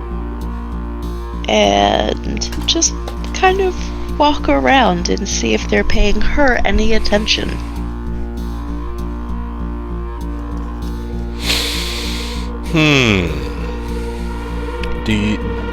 Doth Morgan have auspex? She does not. Well, fuck.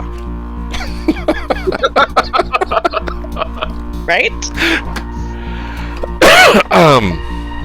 All right. So, Ed, unfortunately, some few negatives. Would you be so kind as to go ahead and roll your resolve plus awareness contested?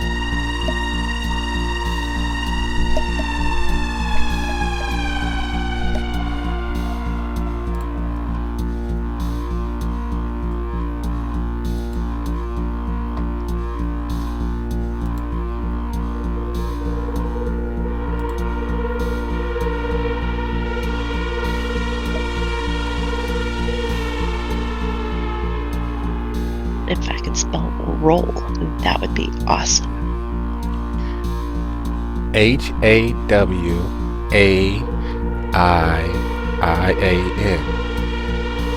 Roll. Right? All right. Let's see. What does fate decide for you?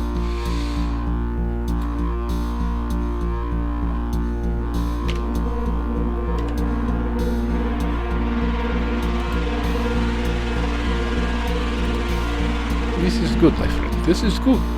Fate, maybe no. Fate, maybe fate is no. Oh, maybe fate, maybe fate. Maybe not.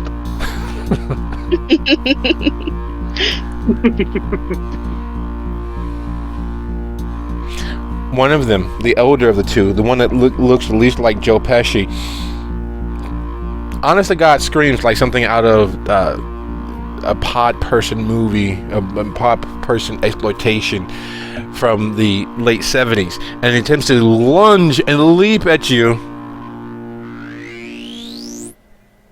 And Ryan roundhouse kicks him into the wall. And as they bounce off the wall, Ryan uses their chin as a fulcrum and flips them up, their feet catching the light, crashing down on before him, as the other immediately tackles Ryan to the ground. And instead of staying down, Ryan, of course, with no amount of showmanship at all, bites the guy's ear off, spitting it as he knees and kicks him away. You scrambling to his feet, putting his body between you and them.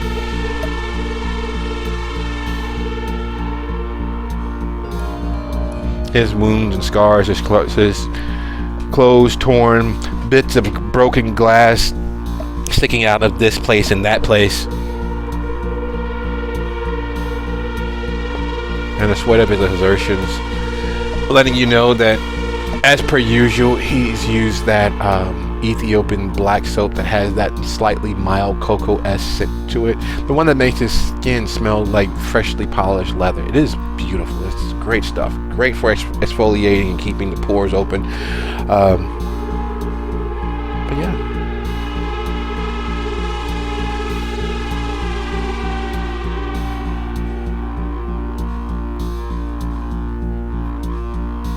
Alright, Keith. She is going to nudge the one that is down with her toe.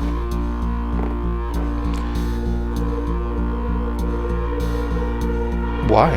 There's nothing there. You go to kick where it is with a little nudge of your polished leather boot, and there's nothing there. But you do love that the sense of that soap on his skin. It's really good stuff. Like a little bit will go a very, very long way. He's found the perfect balance of just the right amount for his exertions.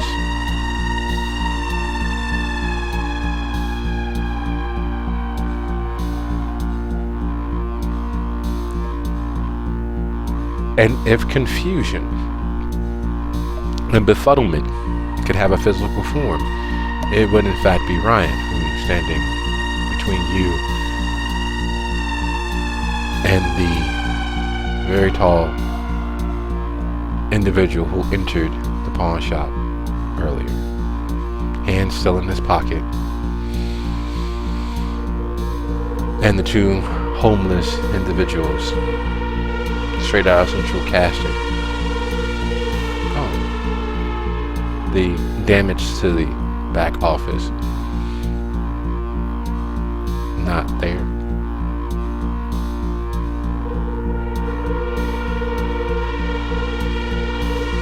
Well. That's a pretty keen trick. Would have been keener if your dog here wasn't so vicious.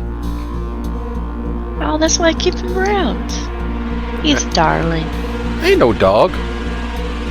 What the fuck are you doing back here? Quiet, kid. The adults are talking. And there's that tensing, that precursor to action on Ryan's part.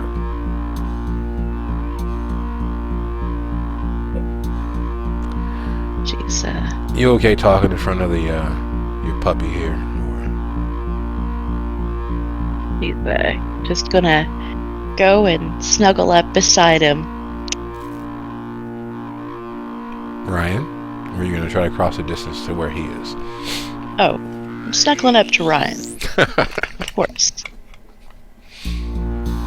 Would have been a power play. You're talking all tough. Oh, aren't you so cute? Right?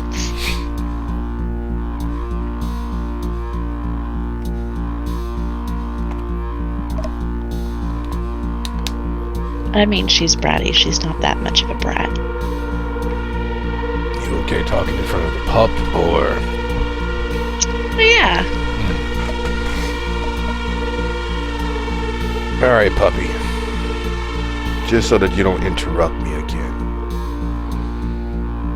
We are undead monsters of the night. Your master potentially has something that belongs to someone else.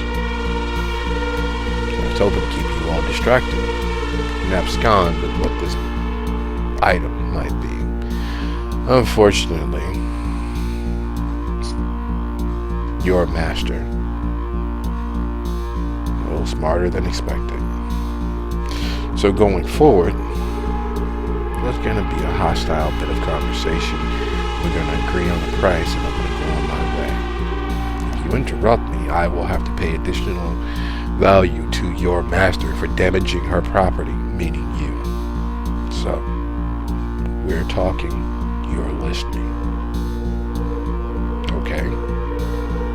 The fucking... that's She's strike gonna 2. pat his shoulder. It's okay.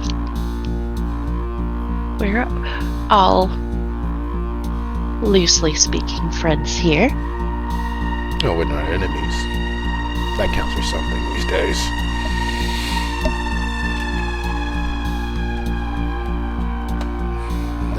few. So what can I do for you? Yeah, you can open your safe, so I don't have to come back when you're dead to the world and your puppy doesn't have a leash and have someone crack it open. If you don't have it, I'll still make recompense for the damage to your pup. It's probably going to take a couple of nights before he stops having nightmares about this.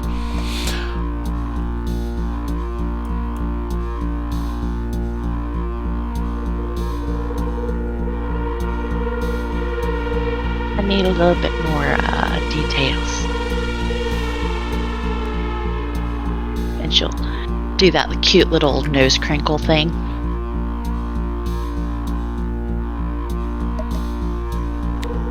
You should be in possession of a box. I have lots of boxes. You know which box Comes I'm with the talking job. about. You know which box I'm talking about. The box filled with mementos from a different lifetime, proving that someone who is in existence now was in existence far longer ago than they should be. It could be used as leverage, but it'll make more enemies than friends. I'll take it off your hands for a fair and equitable price, and you get to go on, you and your puppy, with the rest of your nights. And having turned a tidy little profit.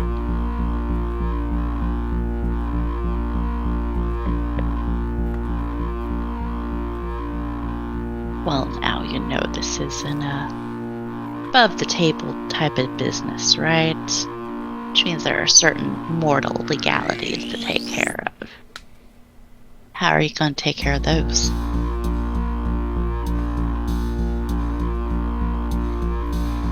I have ID you can use. You can even say you were robbed. I'm sure your witness will back whatever you tell him to.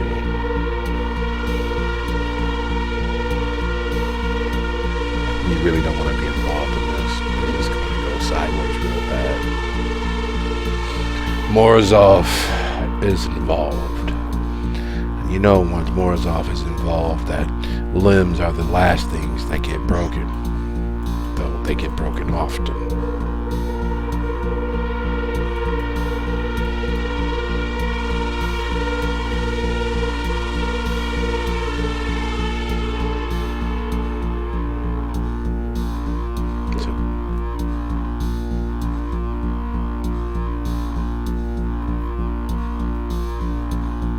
I'm listening.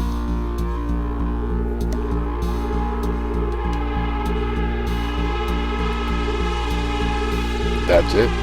Short, sweet, to the point. Make a profit and become less involved in what's actually going to be happening soon.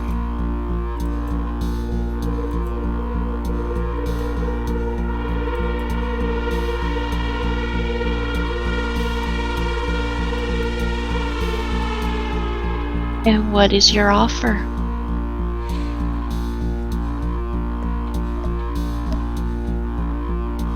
I thought I was speaking English. Sometimes my Welsh takes over. A fair and equitable price.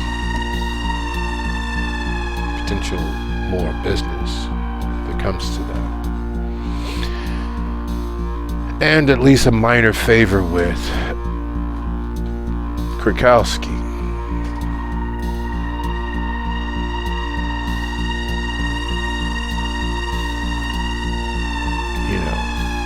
Benedict Krakowski.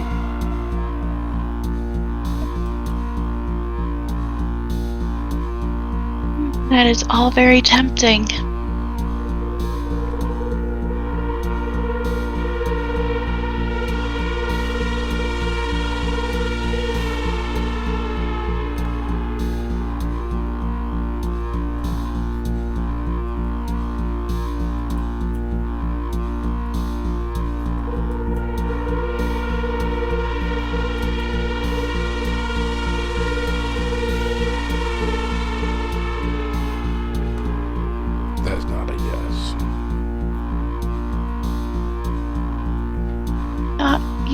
yes, yet.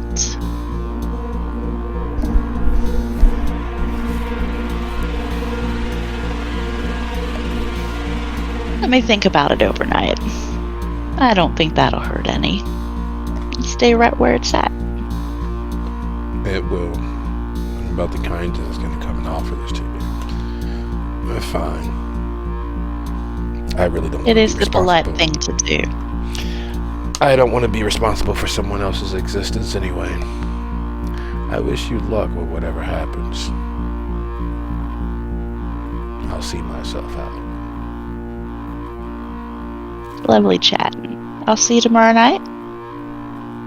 Doubtful.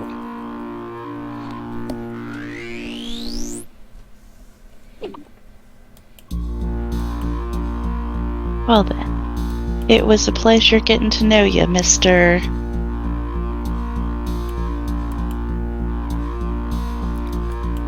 Not that it matters. Names are for friends, and I don't think that you're going to live long enough for us to be. But it's O'Hare. Nice to meet you, Mr. O'Hare.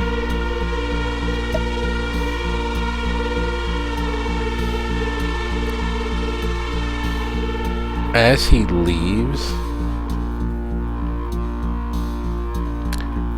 you've never been in jail. Prison, that is. You've never been in prison. A few wild nights and drunken disorderlies don't really count. That's not really jail. That's just a holding cell. You've never been in prison. You've never heard the clang of actual walls of iron close. But as he crosses the threshold out into the night, it very much feels as if the opportunities have dwindled. It very much feels as if a wall of corrugated iron slammed closed.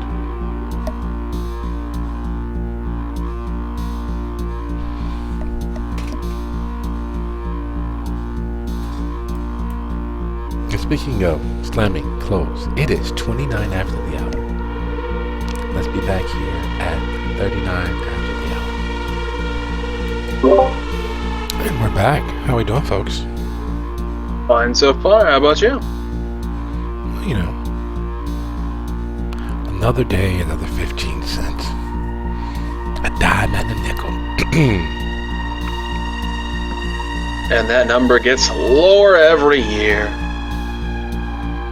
No, every month. In the same year. Oh yeah, no. Whenever I got my newest job, I was like, awesome, look at that pay. That's going to be great. And they're like, hey, did you forget about your car insurance and your medical insurance and your, I don't know, government wanting every single penny you make? Well, outside of that, yeah. The gross is great. But it is gross. Yeah, it is gross.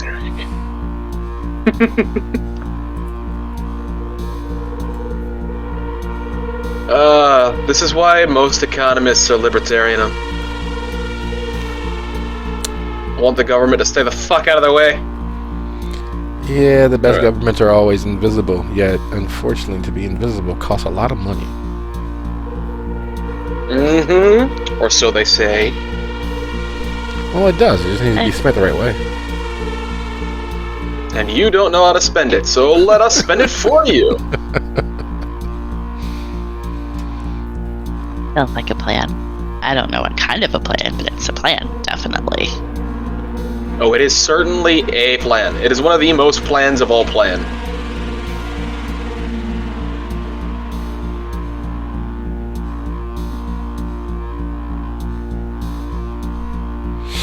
Well, we're waiting on Fancy and Nia, if they're around. Martha, if they've sorted their technical difficulties.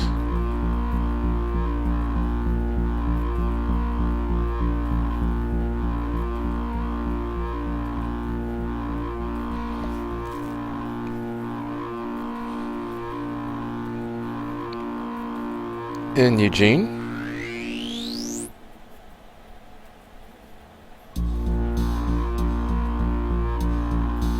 I'm here. Here? That's good. While we wait on Fancy and Martha to return, diving back in at the moment of way past the tipping point. Most Western urban spaces are filled with a understanding as to what gun violence is, as well as a paranoid fear of gun violence. Yet, per capita, outside of the American South, the Western states typically have more guns per capita than other similarly urbanized areas. This breaks down to literally one gun per every 2.5 persons. It's the average. Eugene has had a significant amount of experience being on the other end of gunfire. This side of the barrel is decidedly less comfortable and considerably more painful. With his stamina of 2 or 3, receiving 4 points of superficial damage while something he can very much shrug off, it is definitively a shock to the system. At 4 levels of damage, it's literally like being hit with a shotgun. At 4 levels of damage, it is literally having the world turn white for a split second in sheer pain. He received roughly double that. The total damage that hit him, being 7, is almost twice what a shotgun would effectively do damage-wise. Because he is in fact dead, he shrugs off the bulk of it. And even with that 4, even taking the shotgun blast from the multiple shots that tear through him, he shrugs it off. It doesn't stop it from hurting, however. The question is, once being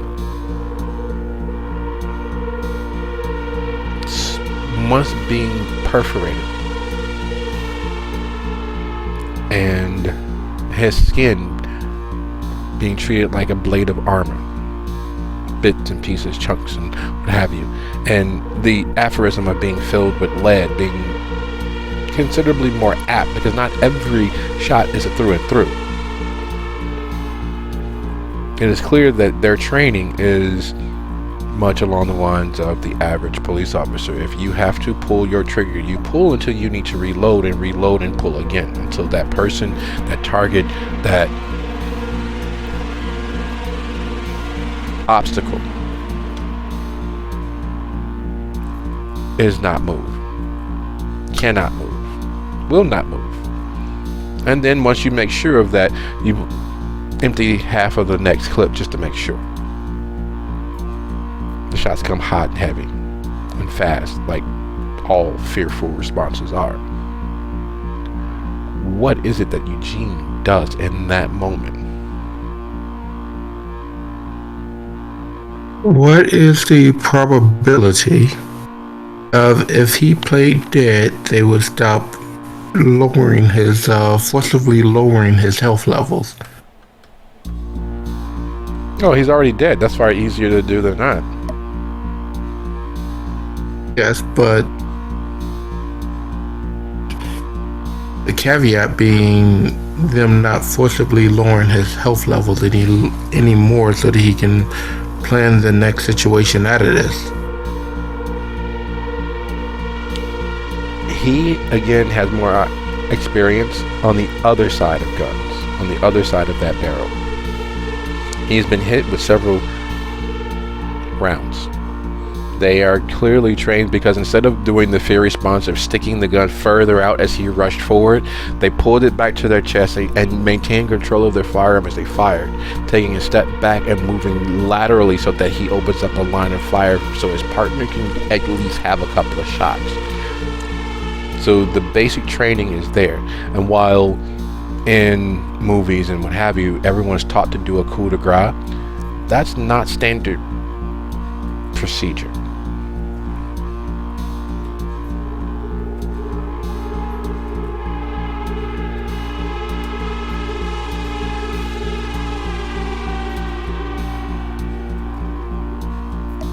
So chances. He can take his chances playing dead. He could pretend he's high on PCP and take off running. He could mount an affirmative offense and turn this gunfight into the battle at Ryan's mom's house. God damn it. There are several options that he can easily do. The question is, which does he believe is his best opportunity? He knows what he would do if he, filled someone with lead and they didn't fall. Or they did fall. He knows what he would do. He can't gauge what they would do. He spooked them. He scared them. He got them to fire. Is there a possible, is there an egress that he can use to get out? Because ever since the scene opened, I was standing pinned between a cop and the hood, so I actually had no way to leave. Is there a way now that we've meringed around the ring as it is? Is there a way for him to leave? Because that was kind of my plan, to leave. But all of my access points were kind of locked off. He might flee at any opportunity and every opportunity. Taking that chance to leave the situation, to flee, to run, to retreat, is always an option. It's the how, if that's what you're asking. That is the only question. Is he going to go leaping over the car? Is he going to roll back over his? He's going to just take off and run in whatever direction is not here. That's the only question as to how he's going to attempt to flee. How is he going to? Is there a way for him to get to his car from here?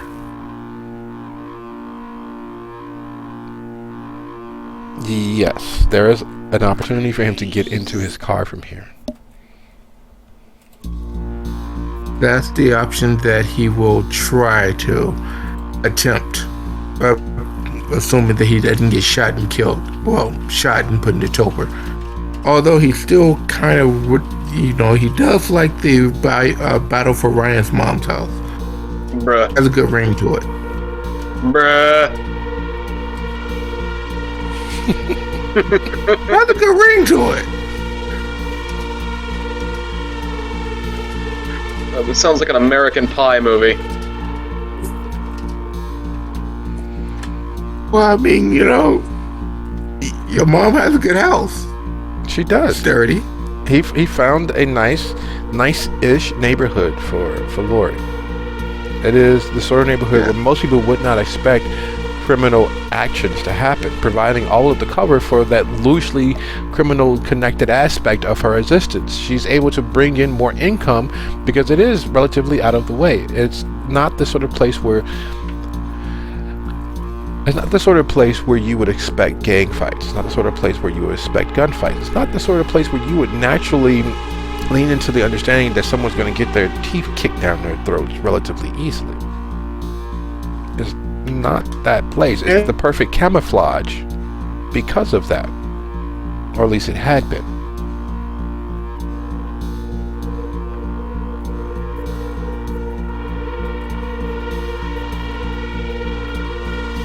Yes, I will retreat at this point. That seems to be the best option. Get into the car and jetting off. Hopefully they'll decide to do other things than chase me. That is an opportunity.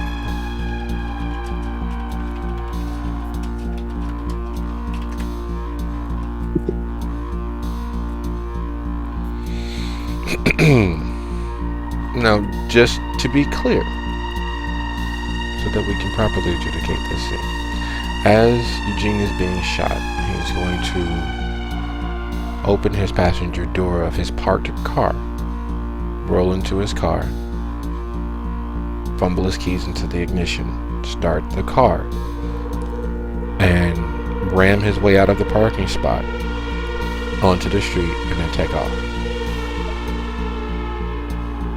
No, he'll just flee into the night. It's easier that way. He definitely can. I just wanted to make sure that we have a clear understanding so that his path is as free or as transparent as possible.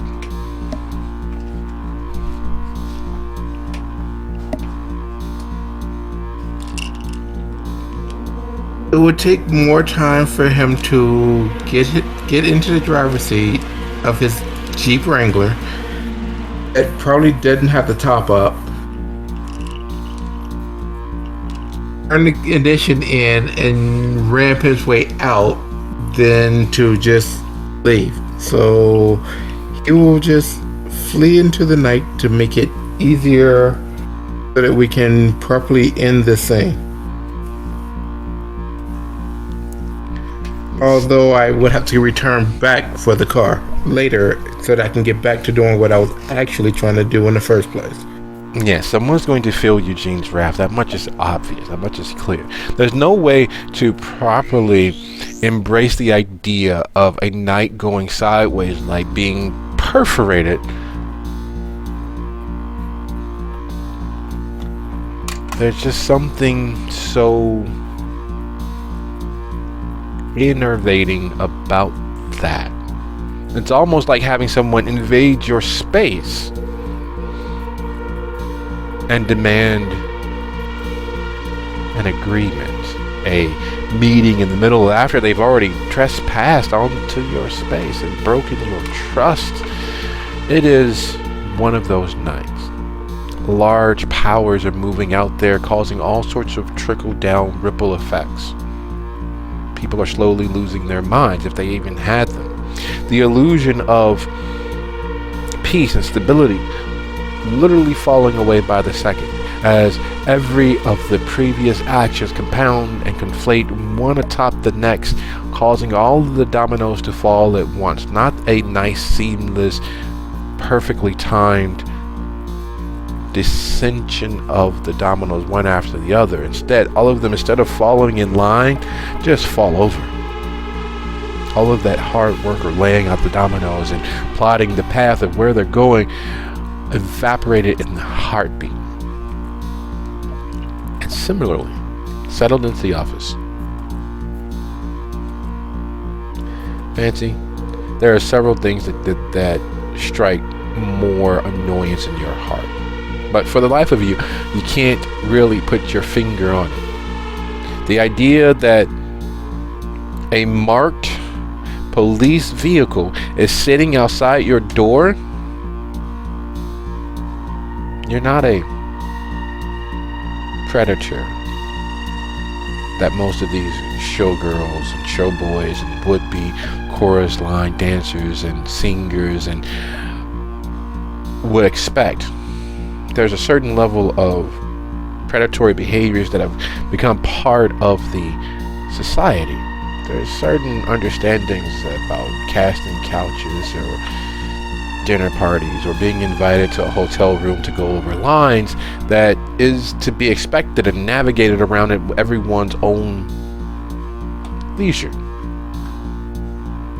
And there's also the prevalence of drug use. There's also the prevalence of functional low-level criminality. A lot of the boys and a lot of the showgirls make money on the side to put them through school, to get them in front of casting agents, to get them enough to get by so that they can eventually make a name for themselves. And that criminality is one of the many other aspects of this level of the entertainment business that makes it possible and that more people are involved with than you would immediately put a finger on, because it's so It's much easier making $1,000 a night doing something slightly illegal or lightly illegal than slaving away at someone's diner, slaving away at someone's steak restaurant or steakhouse. It's so much easier and more profitable engaging in that light level of crime and getting by versus literally slaving away for wages that barely pay for the shoes, that almost pay for the lessons, that almost pay for the frequent castings that you have to attend. And so having a police car out front is one of those problems. It's a societal ill. It's a bad omen. It will have some of the girls and some of the boys decide not to show up. It will have word being spread that this is not in fact a safe space.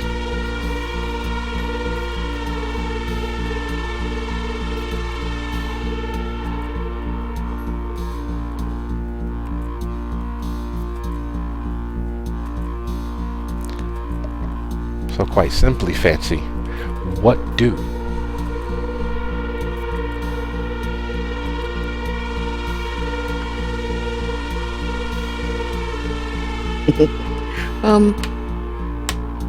I take it that I haven't gotten Ryan's call just yet, and we had just gotten back to the office. Yes. She places the officer's card on her desk and grabs a legitimate Rolodex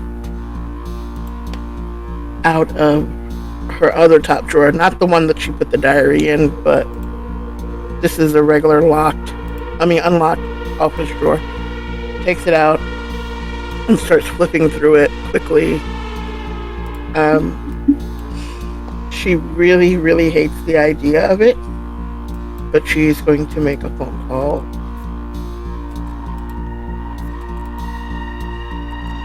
A phone call to whom?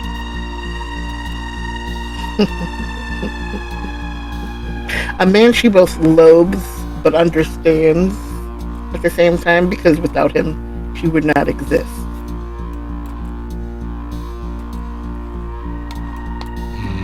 I see. And due to the fact that there is other things coming, this gathering that they all have to go to. Anyhow, she figures that would be a way to kind of, I am calling, but while I have you on the phone, let's talk about this other thing.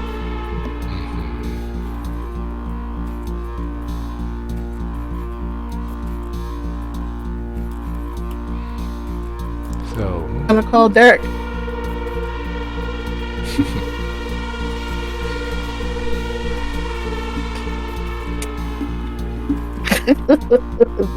We'll call Derek.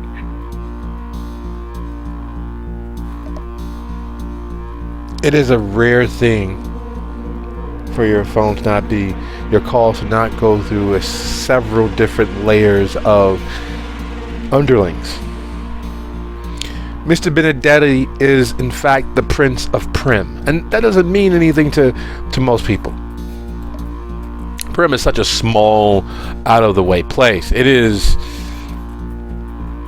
damn near Mexico, just being perfectly honest. It is considered a nothing in the grand scheme of things. It is so close to the border between Arizona, Nevada, and into California. It is literally the gateway drug into Las Vegas. If you were coming from Halloran Springs, Hindale, Bell Mountain, Mojave, California City, all of that, you're pretty much coming right up 15 into Las Vegas. And as far as most local residents are concerned, even though it's nowhere near the border with Mexico, it might as well be Mexico. It's a different country. It's not a big city. It's not Las Vegas. What the fuck? Who cares? It's just... But there are certain skills that every prince has. And so as you reach out to Mr. Benedetti, and instead of the phone call being passed through one hand to the next, you hear his voice. That bushy beard, that far deeper than it needs to be voice. Him being dead, and instead of making it lighter and easier, somehow drug his voice right down to hell. And in his way, he answers as warmly as he is able. Yeah.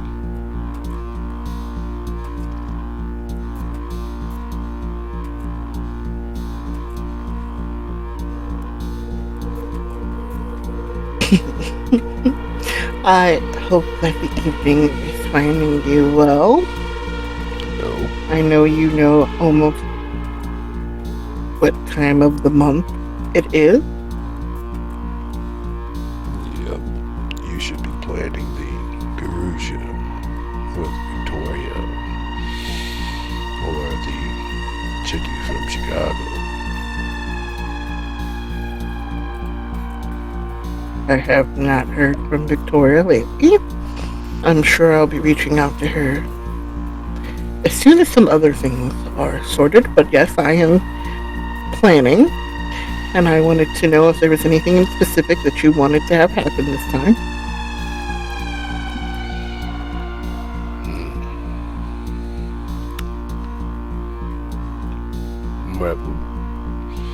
What about Moruga's childhood?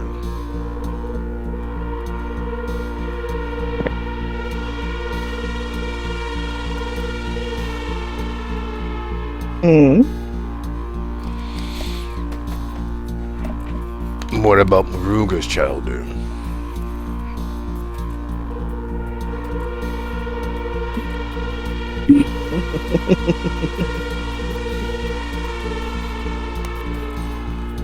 They are hard to contact. I see. You should probably partner with them as quickly as possible. The lunatics seem to be up in arms. But you didn't call about the Garusha. What is it that you need? Yeah.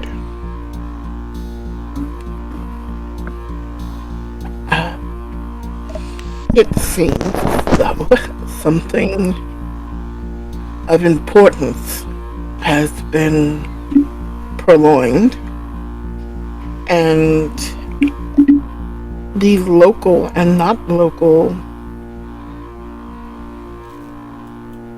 the way she tries to say law enforcement to get him to understand that they're not, she suspects that they're not really law enforcement, law or hand of it are involved. They have parked somebody outside my business this evening after coming in fair force, waving their dicks around.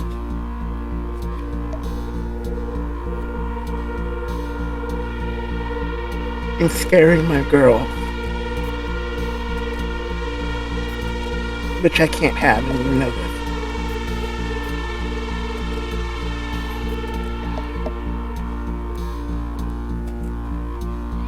Are you asking for super? Appearance, everything.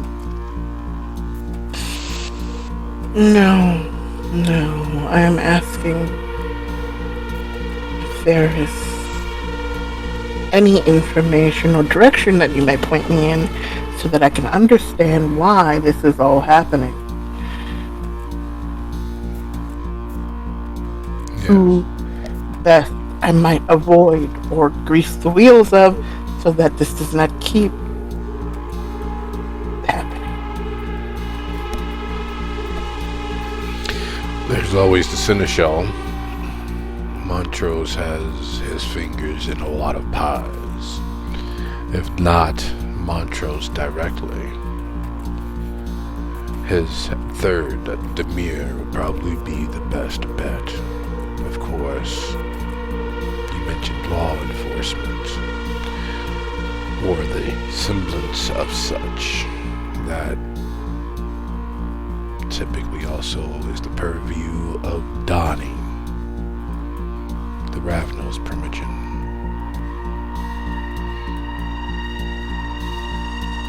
In character, would I have heard of this person, or is that new? What, Donnie? Yeah, he's the primogen of the Ravnos. Donnie is the primogen of the Ravnos. He is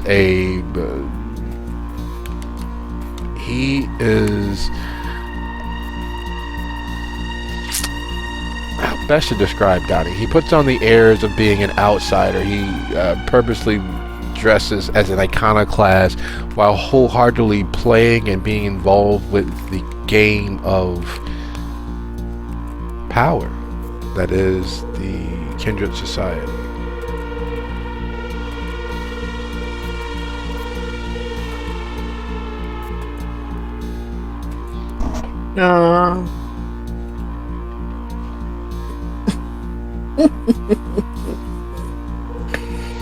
Lovely.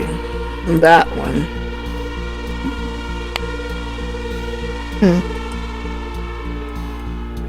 Well then, I see I have some phone calls to make as to how best to sort this whole situation out. Meanwhile, though, I have come into possession of a thing. I think that could be a problem because it has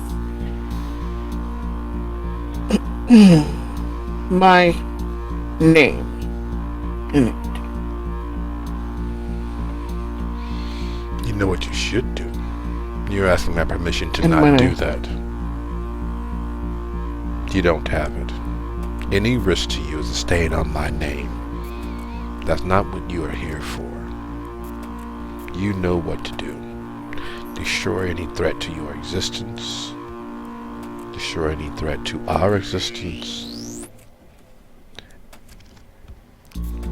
And use whatever information is inside to your best benefit. You're asking for my permission to not do what you know you need to do. You don't have it. You never will have my permission to not act in your and my best interests.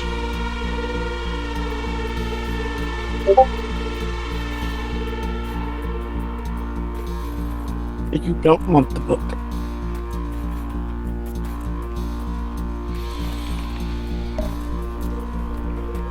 You have a book, a ledger, a journal. The same sort of information that has brought down every would-be tyrant emperor in all of American history. And you're offering me this doomed item. Read it, understand it, copy it in your own way, but make sure that it is in fact destroyed. Anything that can be used to take a foothold up can also be used to put a foot on your neck.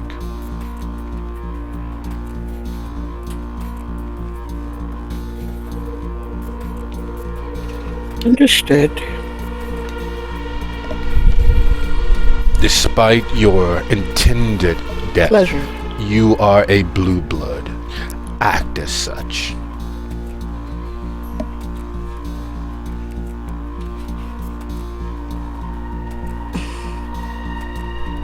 And she hangs up the phone. Feeling suitably chastised. But knowing he is very much correct. She may hate his guts, but he is correct. There's nothing more painful Is than that. Martha still there? We're gonna fly Martha remotely, like a drone, right now until they sort out whatever technical difficulties that they're suffering under. So we're going to say that Martha has unburdened her soul, let you know that she's been responsible for someone and has a thing, doesn't know what to do with it. And then Ryan's call comes through. The moment you hang up the phone, to be exact.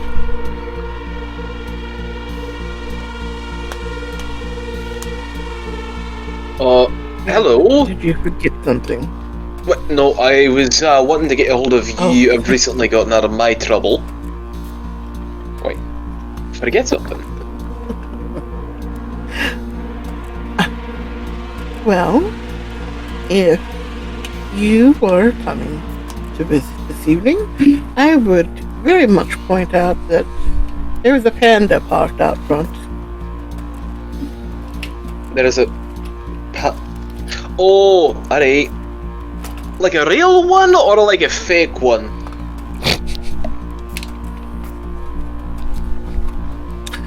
It's a very convincing costume, but at the same time, you know how the grifters grab you by the arm and take pictures with you and then demand that you pay them?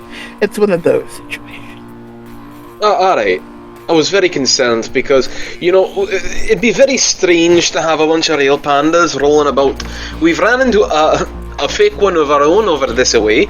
You know what they say, them furries in their costumes. I'm going to try and get a hold of Eugene and bring him up that way, but when I last left him, he may or may not have been getting overrun by a bit of those, what did you call them, them forceful picture takers?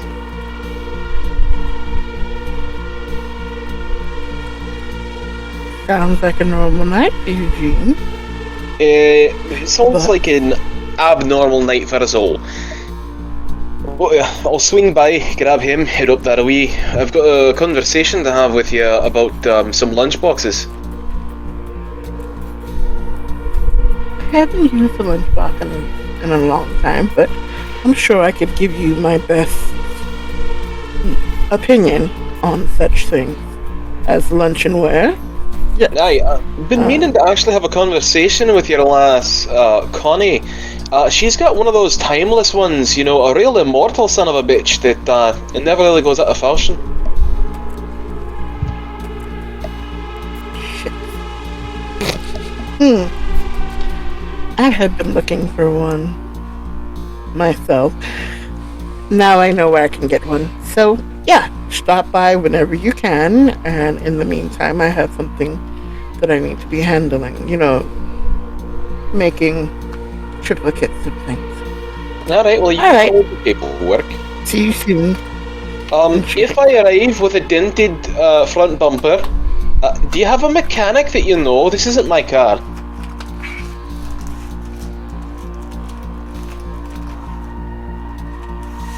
I'll take that as a yes. Or a hopefully yes. The line's dead, isn't it? He's talking to a dial tone. He just clicks it shut. Oh, fancy women and their damn impulsivity. Well, Eugene, he says to the air, let's hope that whatever the hell you've got going on, it doesn't involve me needing to roll over somebody. That would be a very awkward explanation. Eugene, to approximate the full-fledged flight, would you be so kind as to go ahead and roll your stamina and athletics? And while that roll is happening, to approximate the flight to the escape, the heart rush and pulse-pounding excitement of escaping from individuals who are brandishing and firing into the night as if they don't care who they hit, because, well, it's just as big a crime as impersonating a cop as it is burying a body in Las Vegas.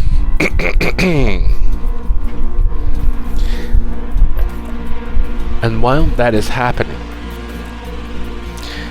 being left in this silence of your space, after someone has stunk it up with their presence feels wrong. You need to do something to reclaim what is yours.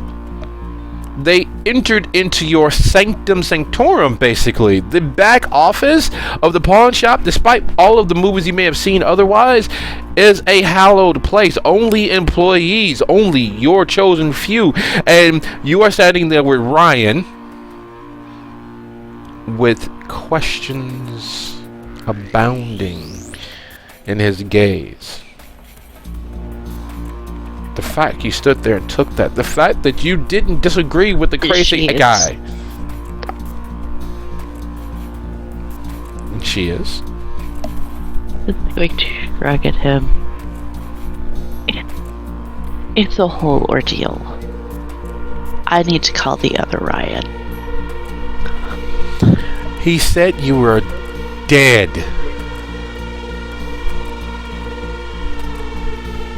Well, clearly I'm not. I'm moving.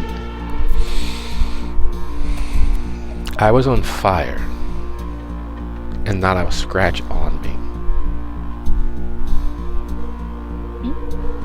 The tall guy stabbed me in my lung. I don't have a mark on me.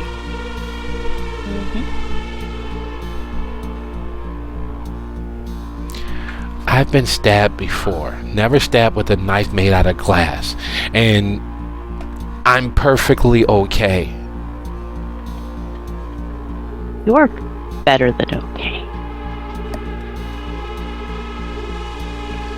Morgan, this isn't normal. And you know I'd walk into hell for you. But this is not okay. I don't mind being set on fire. I don't mind being thrown off the top of a building. I don't mind being hit by a car. But this doesn't make any sense. I have so very few things that have not been broken, twisted, cut, sliced, punctured, bent out of place and popped back in. Save my mind. And right now, I'm freaking the fuck out. So let's have it sit down. Sit down on the ground with him. I pull him down. Do you need to breathe? That shit doesn't help. No matter what my yoga coach tells me, this doesn't make any sense. Like bruises I can handle, broken bones I can handle. Hell, do you remember when I had my entire shin crushed? I can handle pain, but I can't. This is not painful. This is worse. So she is going to grab his hand and put it on her chest. Now's not the time for that. No, just hold still. Wait a second.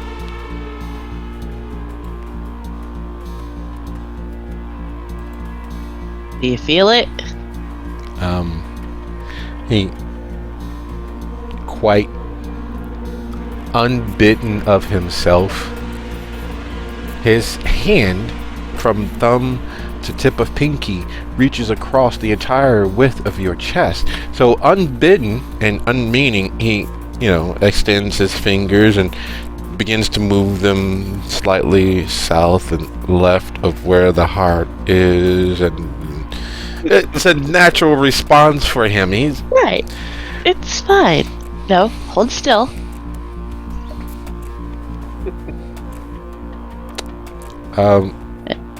What I should be feeling. I'm. Why are you so calm?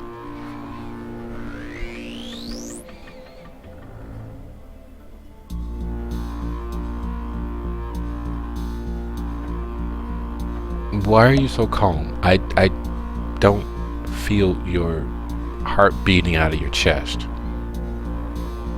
Or at all. I was trying not to say that. I was hoping that I was miscounting.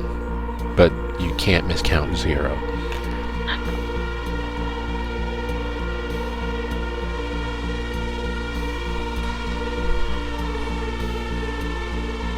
Oh, you're adorable. So You really are. So when you said you don't have to worry about kids, you weren't joking. You didn't like just Right. have a hysterectomy or anything. No. So when he said that you were dead, he was telling the truth. I'm moving, aren't I? And she'll big cute smile. We watched iZombie together. Uh-huh. I don't eat brains. No, you just swallow babies and keep moving. This doesn't make sense, Morgan. How long have you been? What? I don't even know what to call this. What is this?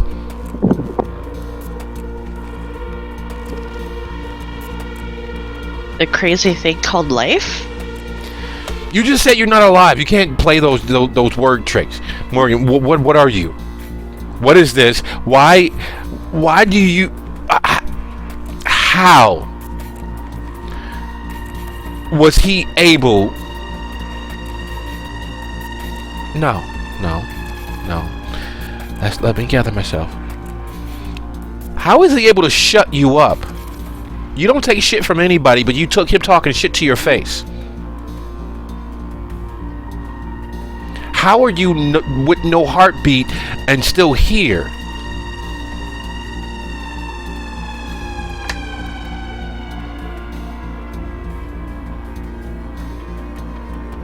I mean, one of my favorite movies is Interview with the Vampire. Yeah, but that was just about Scientology.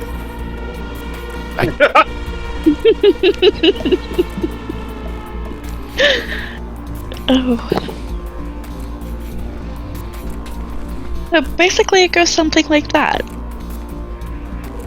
So what is he? You're Lewis? Like you two? Oh God, no! Ew.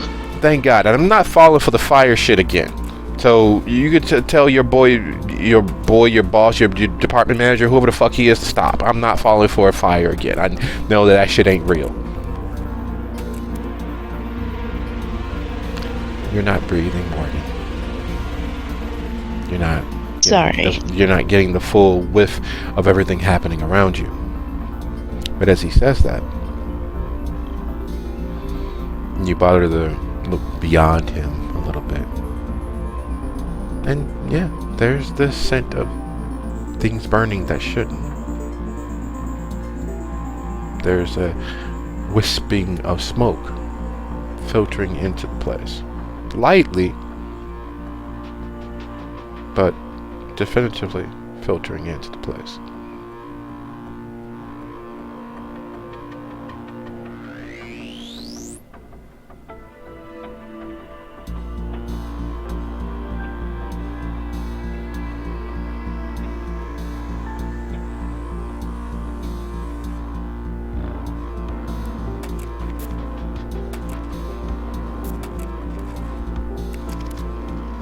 This is an awkward conversation I wasn't planning to have for a while.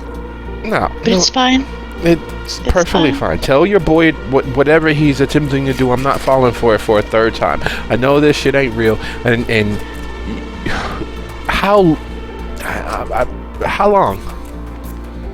And why don't you glitter and you have like sparkles in your skin? Oh, honey, this ain't Twilight.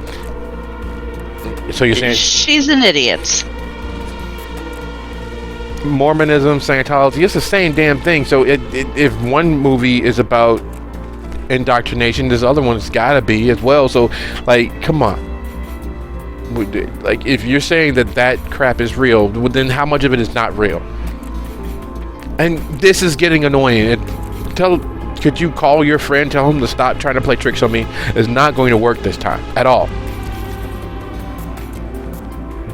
He is going to just inhale a little bit and see. Like, no? Is that fire. there? Yeah, it's actually Is it out fire. front or? based on the proliferation of smoke slowly drifting in and the scent of ethanol, you'd say it's in the parking lot right next door, blocking your rear exit. No, that's real.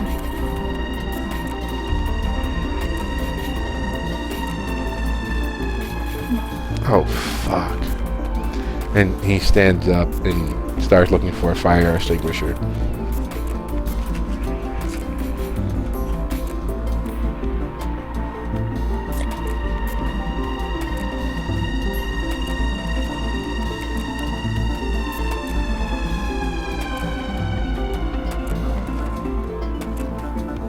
It's been a fucked up night.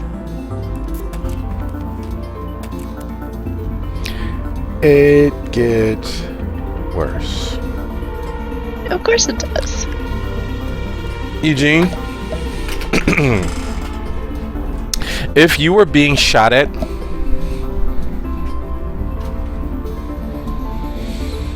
and you round a corner to put more distance between the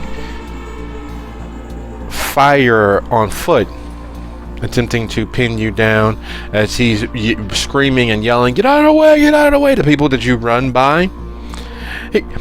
He tried raping a guy back there, and yelling out in all sorts of obscenities to try to get people to move out of your way or attempt to try to stop you from moving forward.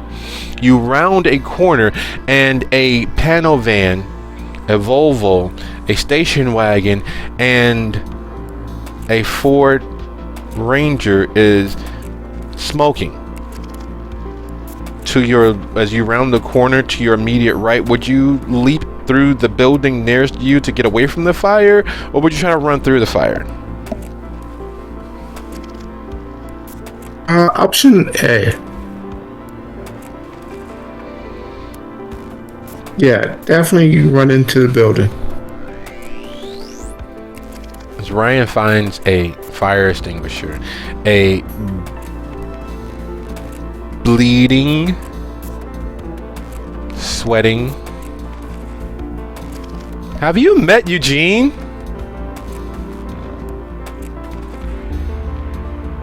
Morgan comes barreling through the side rear entrance.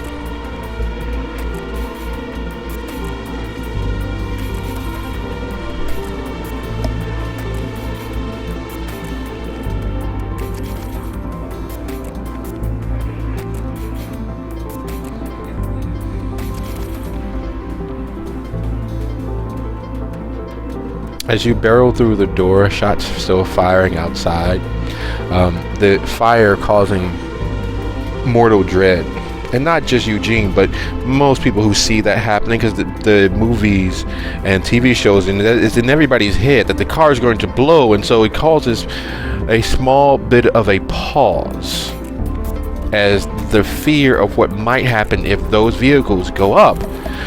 And as you have put distance between you and the burning vehicles on the outside of this building, you're presented with a tall, relatively handsome, blonde man who looks like he's training for a firefighter calendar because he has a fire extinguisher. And as you come barreling through the door, instead of hitting you with it, instead of taking you to the ground because you just barged through or tore through someone's place of business, there's all sorts of things on the shelves here and there. Instead of doing any of that, he reaches out and gingerly touches you, verifying that you're actually there.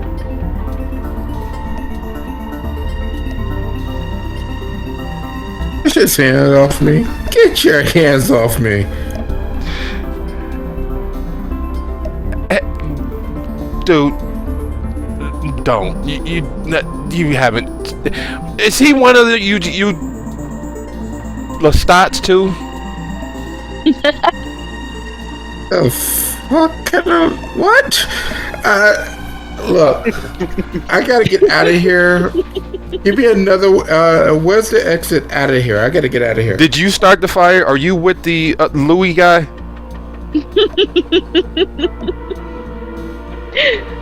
Seriously, Morgan is just behind the counter, dying laughing at this. I need to get out of here before the fake police come in here and try to kill me. I need to get out of here. Where's the exit? You're bleeding all over the place, dude. Sit down. At least that's a real thing I could deal with. I'll get you some bandages in a minute. You're safe inside here. Unless, of course, you want to help me put out this whatever's on fire out there. And he looks. Oh, fuck. It's a cup. Morgan, we should leave. Those are cars. Cars are on fire? The cars are on fire. Yeah, cars are on fire. We should probably get the fuck out of here because that's not safe at all.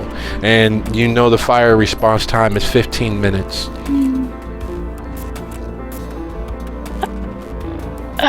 The safe is fireproof, Okay. right? Yes. Okay. Yes. I'll grab the petty. You, hey, you help. You don't. Fuck. You're one of them, aren't you? You're dead too, right? I don't have time for this. You have a I hole need to get through. away from the cops that come here shooting. You have a hole through your lung, and you're talking as if nothing. You're one of them. Fuck. How many of you? And as he says that, he closes the door and starts putting things in front of it. How many of you are actually running around? Because this is fucking with my head. Like a ballpark answer? Because I don't know, like, a lot. Are we talking just Vegas? Or are we talking just, like, my specific people? Or are we talking, like, Masquerade. globally? Or... No, What? it's okay. You guys are global? Oh, fuck. Oh, shit, man. This is fucking ridiculous. I'll just peek around at the other guy that walked in. It's okay, he's mine. Oh, okay, he's yours. All right, then that's different. What do you mean yours? I was worried. Oh, fucking God. And he's literally piling stuff in front of the door, and you realize that he's not piling it in front of the door to keep anyone from bursting through. It is solely to act as a cushion for when those cars explode, the shrapnel is going to cause damage, and he's trying to minimize it to the rest of the store.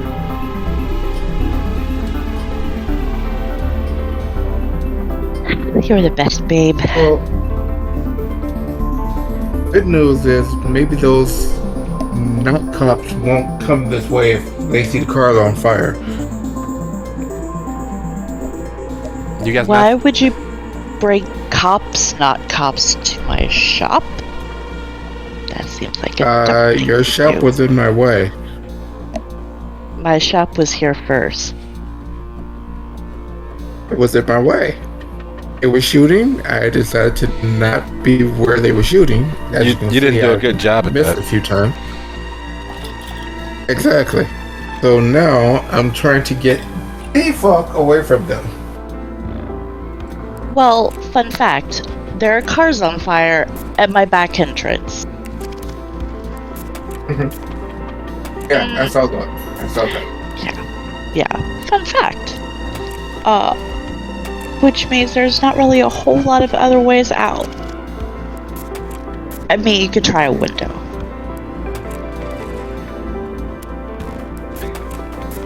That's not gonna work. Yeah, we don't have But breakaway windows. It's gonna hurt a lot. Those are actually security panes. I'd be surprised if you actually even managed to crack one. They're good. They're good up to a 45. What you call it? Well, they're good up to a 45 caliber. So knock yourself out because that's probably exactly what will happen. Wait, no, you won't knock yourself out. You're dead, right? Fuck. Shit. No, I mean, it can Right. still... We're gonna have to have a long right. talk. Like there's lots of things. Lots of things. Come on, I got the petty. Do you need anything out of the safe? Are you having Yes, I need to grab exactly one or thing. is this a new thing? What? That talk with your pet, or is this a Hold new on. thing? No. Like, Stop with the pet, No, the no. puppy, the slave. My name's fucking Ryan, okay? I'm not a pet. I'm not a puppy. I'm not a dog. I'm not... What else did he say? Some fucking trash panda. None of that shit. Name's Ryan, okay? I thought it was fucking Ryan. No, that's the other Ryan. Jesus Christ, too many Ryans. Yes, I need exactly one thing out of the safe. And he will open the safe. Do you have a phone? Behind the counter. Right. I thought you said no Go personal and calls. Try to reach out to my good friend Ryan. That would probably be just to let him know I'm still alive. But are you though? Oh, Okay. I'm less alive than I was earlier. While he's doing this, I will get into the safe and grab exactly one thing out of the safe. The box is staying, but that specific card is coming with me. Oh, you don't want to grab your forged copy of the Declaration of Independence, or the Velvet Jesus with Elvis's face on it, or Absolutely not. Those can burn.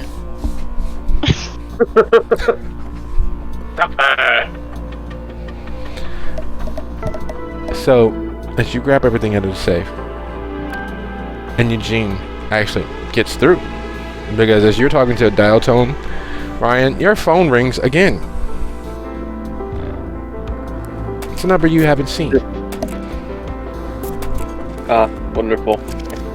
It clicks on, and over the phone you just hear, "Code was so cold, oh yeah!" as the Queen of the Damned soundtrack is playing. It's just like, Pendragon Loaning Services here, how may I help you? Yeah, cut the shit, Ryan.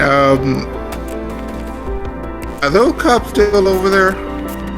Are you still over there?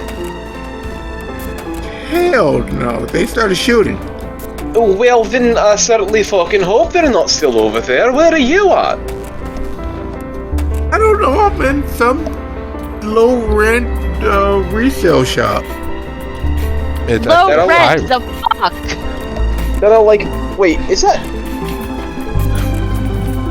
Well, how did Name you get over there? She'll yell, 7 crows!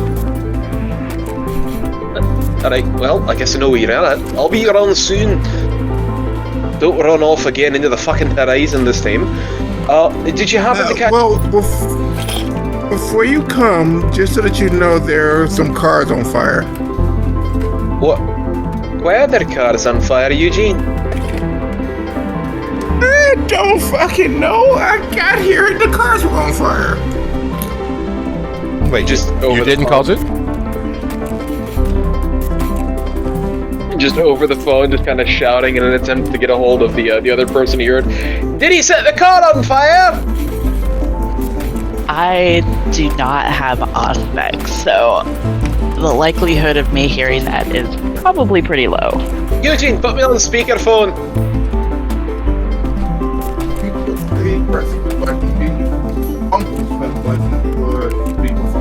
What's his technology? Did he? Alright, you're live. What's his technology? Did he? Oh, what's his thing?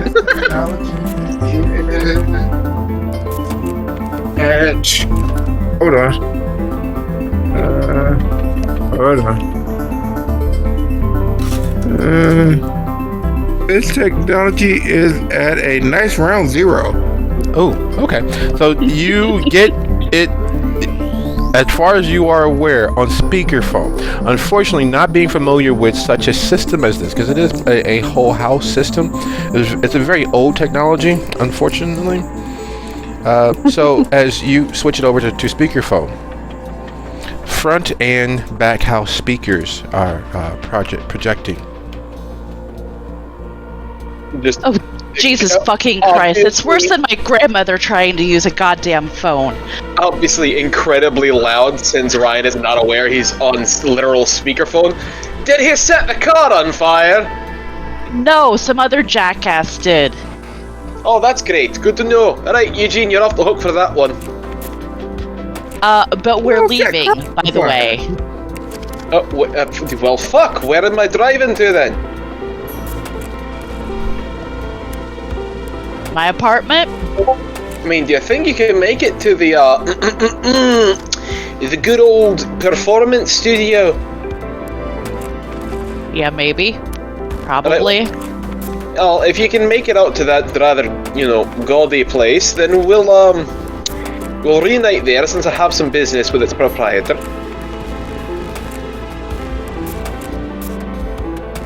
Great. You gotta talk to Fancy? Yeah. Ryan, Okay. you remember my Ryan, right? Wait, are we talking about the puppy? I'm not a fucking... God damn it! Obviously, he did not enjoy that term. I will take it off the list. Thank you. I think he liked it just fine. He'll be joining us. Alright, well, I'll make sure to bring some cat food or something. Hopefully your kitten enjoys it. Click. Son of a bitch. So... But what are we gonna do about this O'Hare guy? What if he's out front waiting on us? He won't be. You know Mr. O'Hare? No, but if there's cars, fires, police, he probably won't be there. Does he know about the police? Because there's a good chance that he set the fire to drive us out into his waiting arms. If you set 2 cars on fire and secrecy is your main stock in trade, would you be out there? Well, he set me on fire, had me jumped by homeless guys and stabbed to death. Oh, you had a rough night there, puppy. Yeah, it has been a rough night, and let's stop with the adorable nicknames, unless it's me calling him an adorable nickname. I did just get shot. And don't worry about stitching me up, it's a waste of time. Yeah, you're dead, just like her. Just like O'Hare, I'm taking it. All you Lestats are dead. I get it. And looking at the fact that you have it through and through your left lung, which means you should have probably be actually dead by now. Yeah, fine. Okay. Monsters are real. It helps I am dead. Oh, honey, we're not even the worst of the worst. Anyway, we should go. Some lupines. One thing at a time. He's new at this. Great. Just fucking great. So you didn't tell him about the Fae either? He picks up a shotgun. Starts rattling it.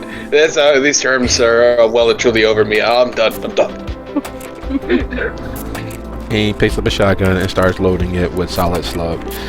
If this guy is out there and he's dead, at least this will push him down long enough for us to get away, hopefully. Will it even fucking work? I don't know. You're sitting there with someone's entire cartridge full of what? 380s, 22s in you. This may not even do anything. What 9 the millimeters, fuck? and it was 2 people. Great. And you say we shouldn't have... We should have bought that rocket launcher. You should have bought that rocket launcher. At least we would have had a chance. Or is that the reason why you didn't buy the rocket launcher, so it couldn't be used on you or any of your fellow Lestats? Because they're mostly illegal. Which means someone would have bought it quickly. We can play dumb. We don't have to. Just... How long... It's stupid. 96. 96 years? No! Jesus fucking Christ! I mean, she would have aged gracefully.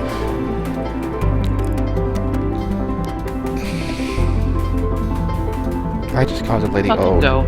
I just called the lady old. Sorry. It's rude to ask a lady her age. But it's... He's got bullets in him. Mm-hmm. I was set on fire. Except for the ones that went. Mm-hmm. And you've been dead this whole time. Yes, we need to go. Fire. We should. Fire bad. Fire very bad. Fire extra very bad for dead people. Let's go. The first explosion of a car happens. And it's not like on the movies where it's this huge thing sending shrapnel everywhere, though if it was, considerably more heat, it would have. Or if the car hadn't have been filled with a full tank of gas, it could have been considerably worse. However, with the brick wall and the garbage piled against the inside of that door, because nothing in that was piled against that door is actually useful at this point, the force of the explosion is enough to cause the metal security door from your rear exit to dent in. And despite it being an actual explosion, it's surprisingly wet. It's surprisingly more base than actual projectile force.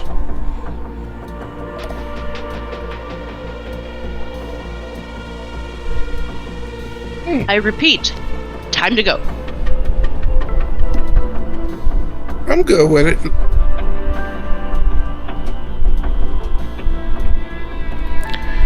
And while that is happening, While go on. I was gonna say, I try to look through the book just to kind of make sure that whatever's in there is what I actually need. Oh, you were good until that point. You were great until that point. You've picked up these books for the last few months. It's been a good source of easy income. You know the code that's used in all of these books to track the debts, the floating debtors, and those who have overextended themselves and tried to welch. This is not that code. This is not that handwriting. The pages are considerably more yellow than they should be, meaning that they're considerably older than they should be. There are, in fact, a list of names. And just in skimming, because we're going to say you happen to open it near the, not quite the first page, but a little bit closer to the front than to the middle, and far enough from the end, just in case. Just picking some page at random. And it hurts your heart. Not much does these days, but this hurts your heart. There's very few members of the Chantry that you know. There's very, very few that you actually know. One of the ones that you do know is Jen Harris. He's the up-and-coming wonder child of River Angel's crew. Because that's what he is. River Angel pretty much runs several criminal organizations that have the up and up of being just legal enough to skirt around most people's comfort zones, and he does tattoos, he does magic shows, and what have you. But Jen Harris is a good, upstanding, yes, that's an oxymoron, member of the Chantry. He's polite, he's kind, he's as big a monster as anyone else, but he's at least respectful about it. Seeing his name and the date of 1986 is bothersome, because the code that you are expecting is written in such a way to make sure that no one outside of those who know it would be able to use the information inside. Seeing an actual name, a date, a dollar amount, or at least it looks like a dollar amount, an address, and several other points of identification makes your heart hurt.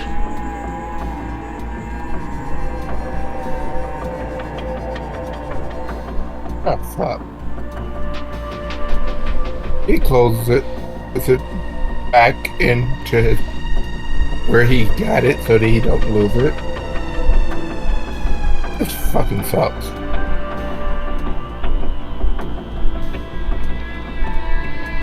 Yes, fire does suck. Let's go.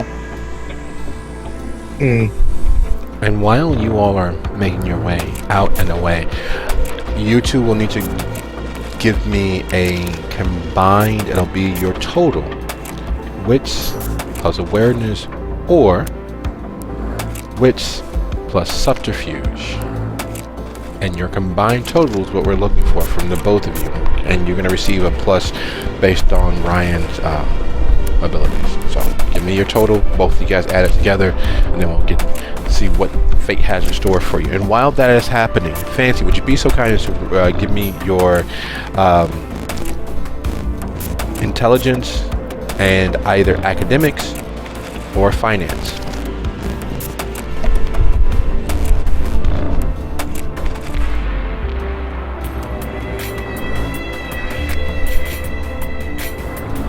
You want to roll or just the raw number? With raw number, if you have 4 or better, you won't have to roll. I have a 5 total. Oh, it is a head scratcher. It takes a little bit of effort, and yet you are able to effectively copy it over into your own code. The information that's inside, to say that it is damning would be underselling it by about the entire height of Mount Everest and the Marianas Trench. You are looking at a burn book to literally carve the heart out of several established kindred throughout the city. Literally an entire lineage of Tremere, Toreador, Nosferatu, and the part that almost causes you to stop certain blue bloods.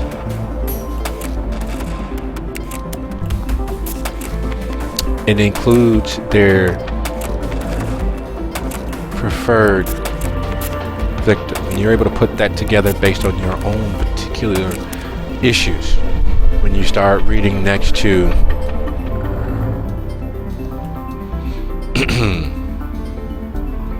Kurakowski, red-haired male, first, second generation, and then you read next to Antivarius,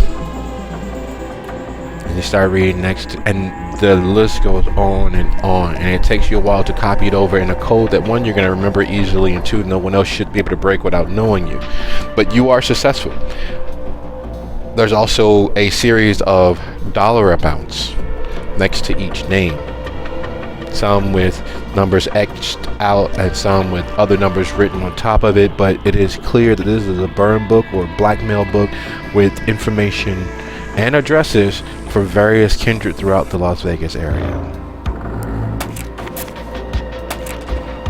And just as you close the book, sweating under your exertions, mentally so, because you are literally looking at something that kindred would kill over, knowing who they like to partake of, knowing at least one address of a haven that they count as secure, knowing their sire and childer of a particular line.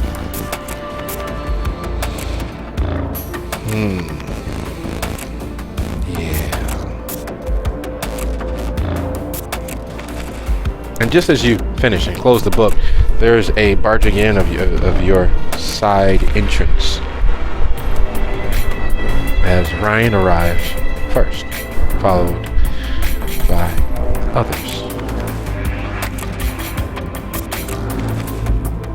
For ours, did you want us just raw, or did you want us to roll? Raw total.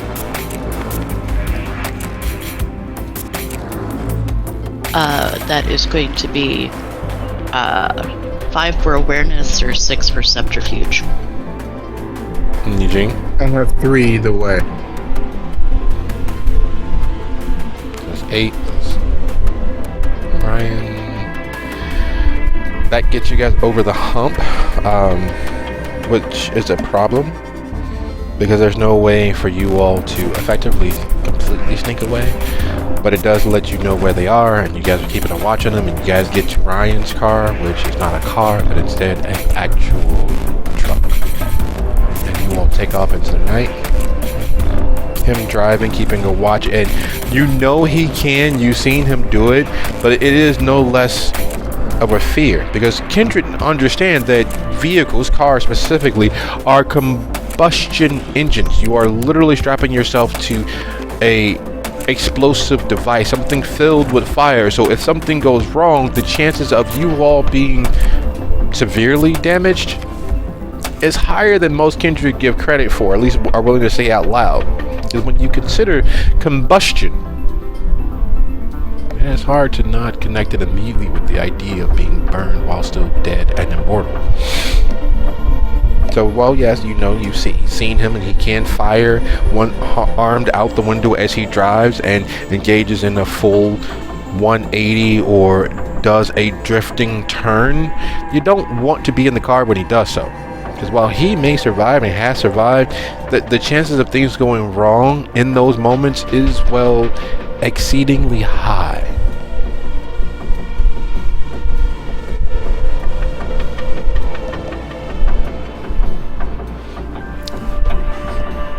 Bill just blasting Cold by Static X. Right? Alright, so, you know, as per latest narration, we are at the studio, correct? Yes. You all are easing to a stop, moving in through the members door, which is the only door that is not easily viewable from the street. Alright, he'll just, just walk in with his normal confident swagger, and just, whenever he lays eyes on Fancy, just, there you are! We have some discussions to be had, and these kids have apparently had one hell of a night.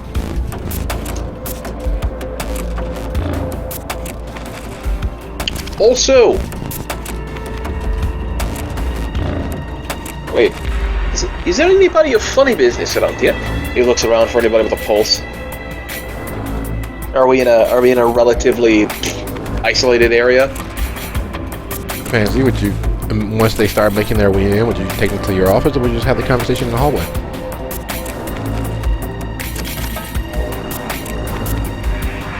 He was copying the book in her office. So, as she's hearing them come in, the books get missing off the desks, and she heads to the source of the sound. As she sees it drying, she kind of like sags for a minute. Okay, this way. Come on. And she turns back towards her office and walks away. No sooner than you get closer to your office than the side door, because Eugene has been here before, right? So he'd lead everybody in to get them in as quickly as possible.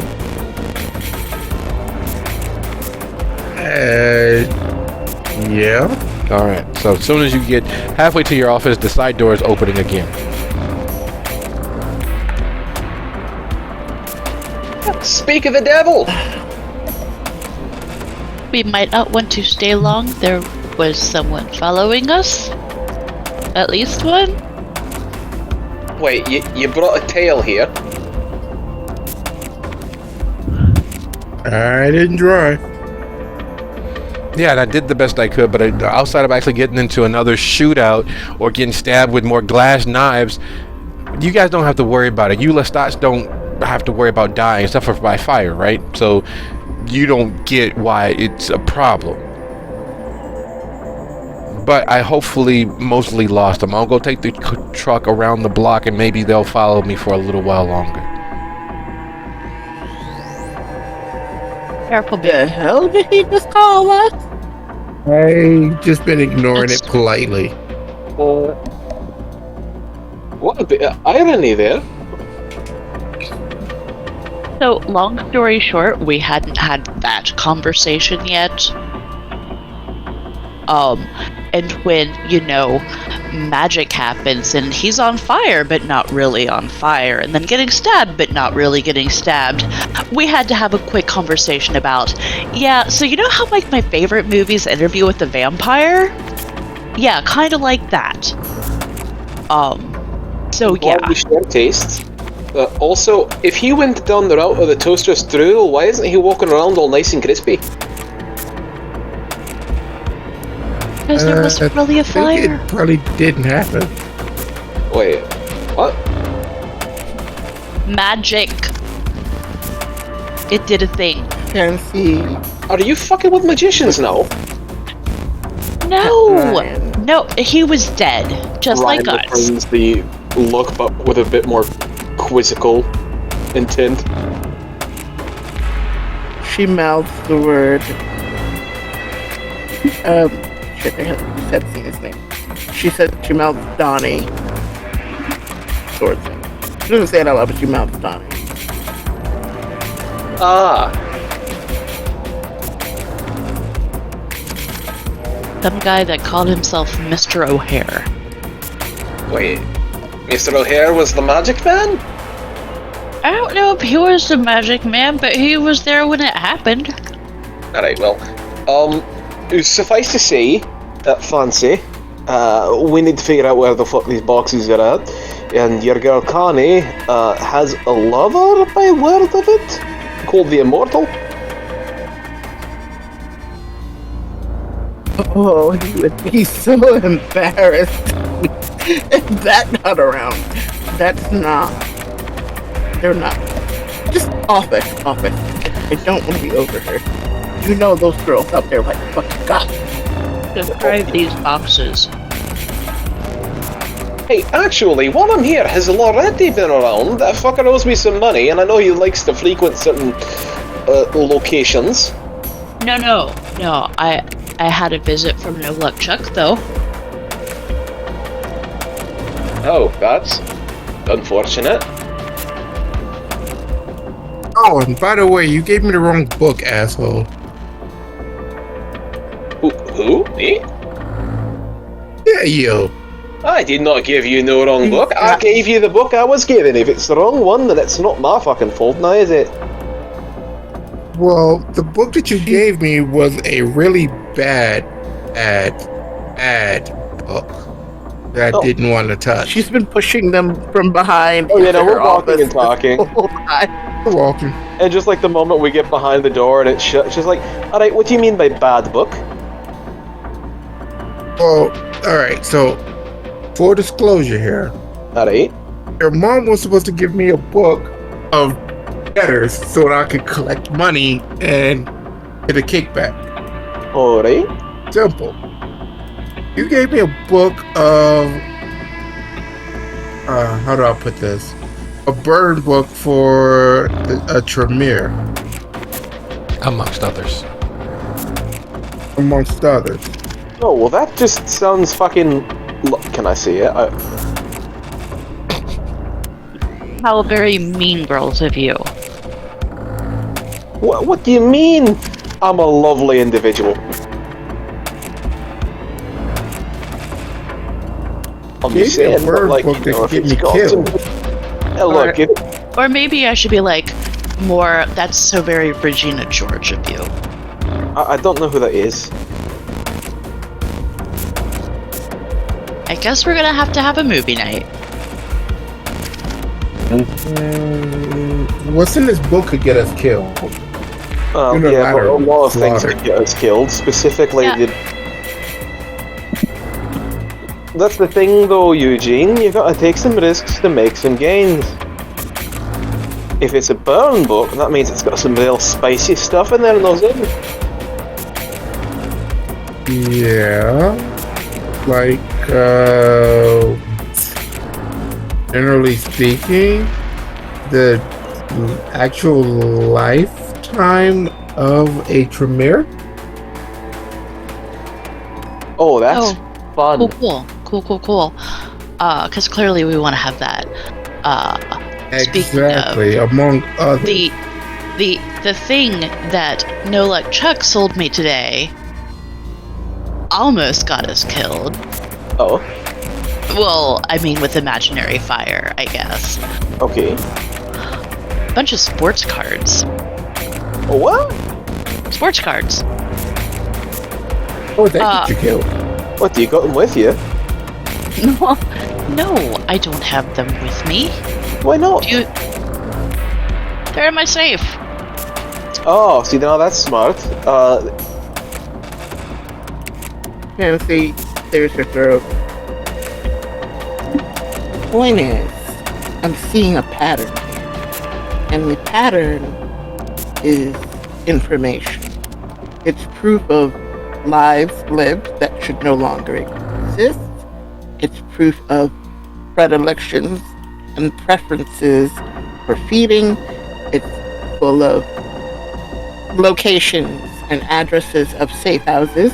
It's full of a lot of things that people would burn the city down to have.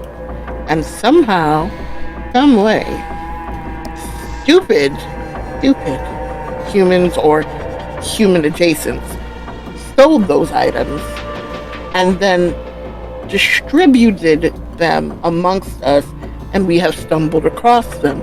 And now, problem is, we either have to destroy said items so that we don't fall into the wrong hands, or that they don't fall into the wrong hands. I'm saying let's not do that. Okay, that's a little bit hasty. I'm all for grabbing the rung of the ladder once it's presented. I'm good with it, but we need to use it, and we probably want to collect the more juicy ones and then compile it into something that we can use to leverage. Well, for right now, my focus is on getting a hold of these boxes that the fucking the moon touched is so frustrated about. And then once that's dealt with, we get those turned into the old man. You know, get ourselves some lovely bit of clout with him. We can use that to operate off the rest of this information. But, as a suggestion for all of the shite you guys don't want floating about, I do have myself a rather secure domain. If you're not wanting to keep it in your house for fear of it being burnt down, you can keep it in mine. You can put it in your mom's house. No, fuck you, no. And therein lies the problem. I've done some drama. Therein lies the problem. Each of you have been gifted, cursed, run across portions and bits and pieces. But Ryan has, on a multiplicity of occasions, mentioned boxes. Not a box, not a book, but boxes. If the small, scant bit of information you've all come across is any measure to what might be in those boxes, you can stack easily 48, 50 of those books. Easily several lifetime of memorabilia in one of those boxes. Easily several hundred of those journals in Eugene's pocket. And he's been picking up books for the last month. Most of them have been above board and actually been what he was there to accomplish. Yet and still, if that same system has been inundated with someone attempting to hide the proceeds from a crime, meaning they took them from one singular location and are moving them around the city, boxes, meaning that each of you may be in one of those caches of information, a burned box of your own, a burned book of your own, or worse. What if it's not just your feeding preferences or proof that you are dead? What if it is those in and around your lives, the humans that could be affected or used as pawns? Boxes, mountains of information, now no longer secure and used as a failsafe but circulating. Look, first things first, regardless of what we're gonna do with this information, we need to get a hold of that immortal kid. My, whatever the heck he is to you, has given me some information that kid might be able to figure out who the fuck ran the job, and once we got that, we can get the rest of these boxes. Because if it isn't been clear to the rest of you, this information, it's not exactly uniquely targeted. There's a lot of names in here.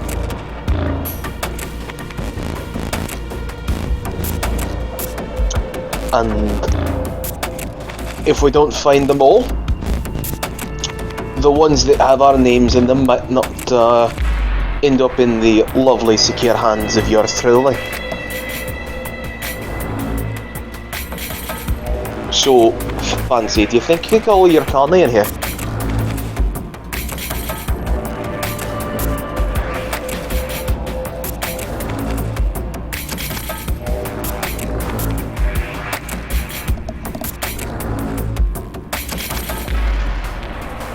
Taking a very deep side breath.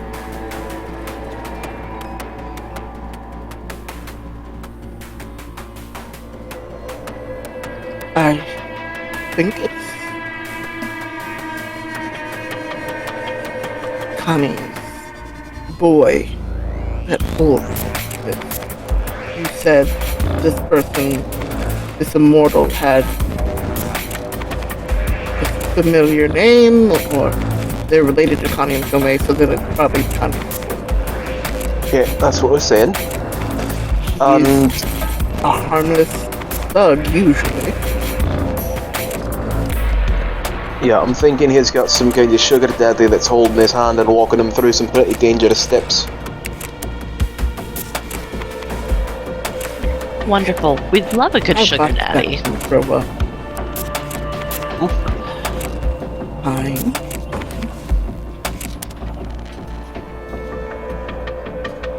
Suffice to say, though, getting a few more knives pointed at my throat just because I'm fucking with this immortal kid is, well, not exactly out of the line of things I'm willing to do.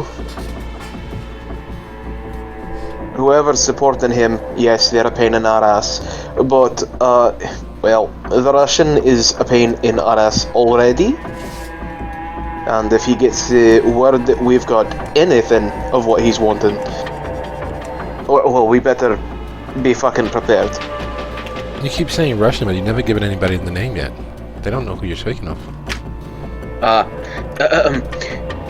For those of you who may not know who I'm speaking of, I'm talking about Vladitel. Adut Vladitel. The wonderful Russian Tsar. And, not someone that we really want to fuck with. I mean, we could fuck with him, I'm willing to fuck with him, but it's not a good idea. So what you're saying, he's not a good sugar daddy. I don't know if that's the one that the Immortals are fucking around with, to be fair. I do know that he's got a little bit of the panty twist over these boxes, and has been releasing that stress, so to speak.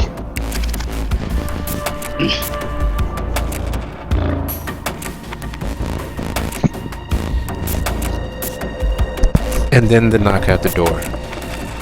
The pounding at the door. Fancy!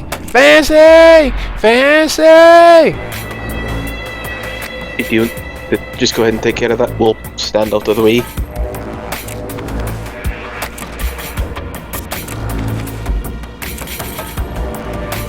You're looking so very, very beleaguered. She goes to the door, Girl! pulls herself together, and sticks her head up. Yeah, Girl! Yeah. There is a black SWAT van pulling up front, and ain't no Shamar Moore getting out of this. These motherfuckers are wearing armor!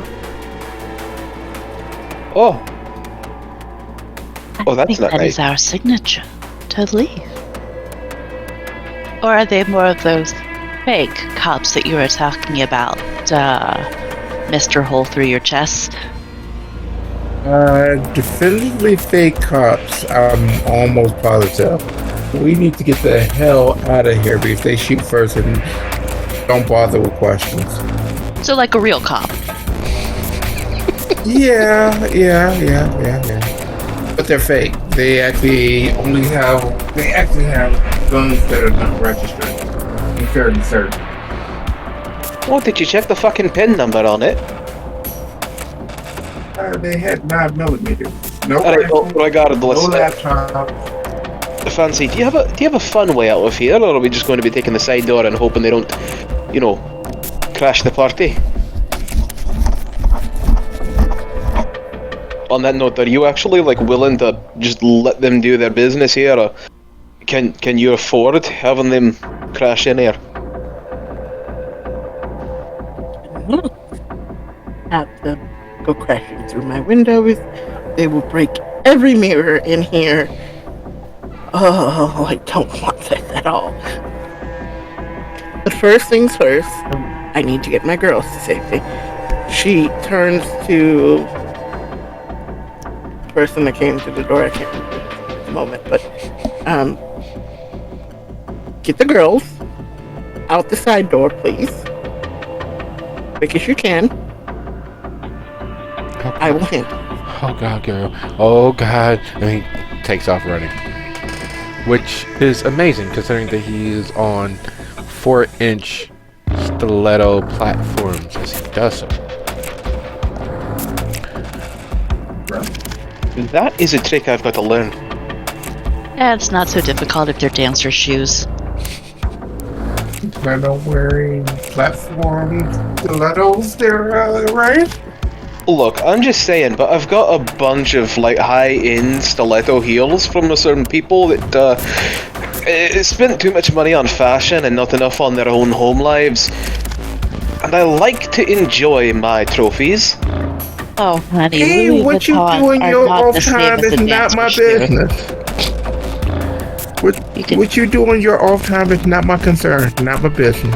And as the SWAT team, the honest to goodness Las Vegas SWAT begins disembarking from their personnel carrier.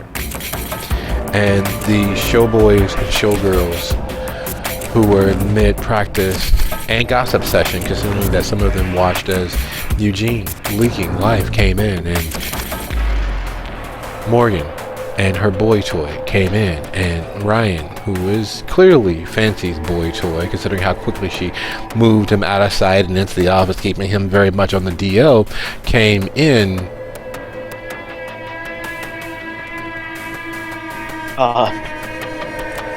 There is an element of fear that is palpable.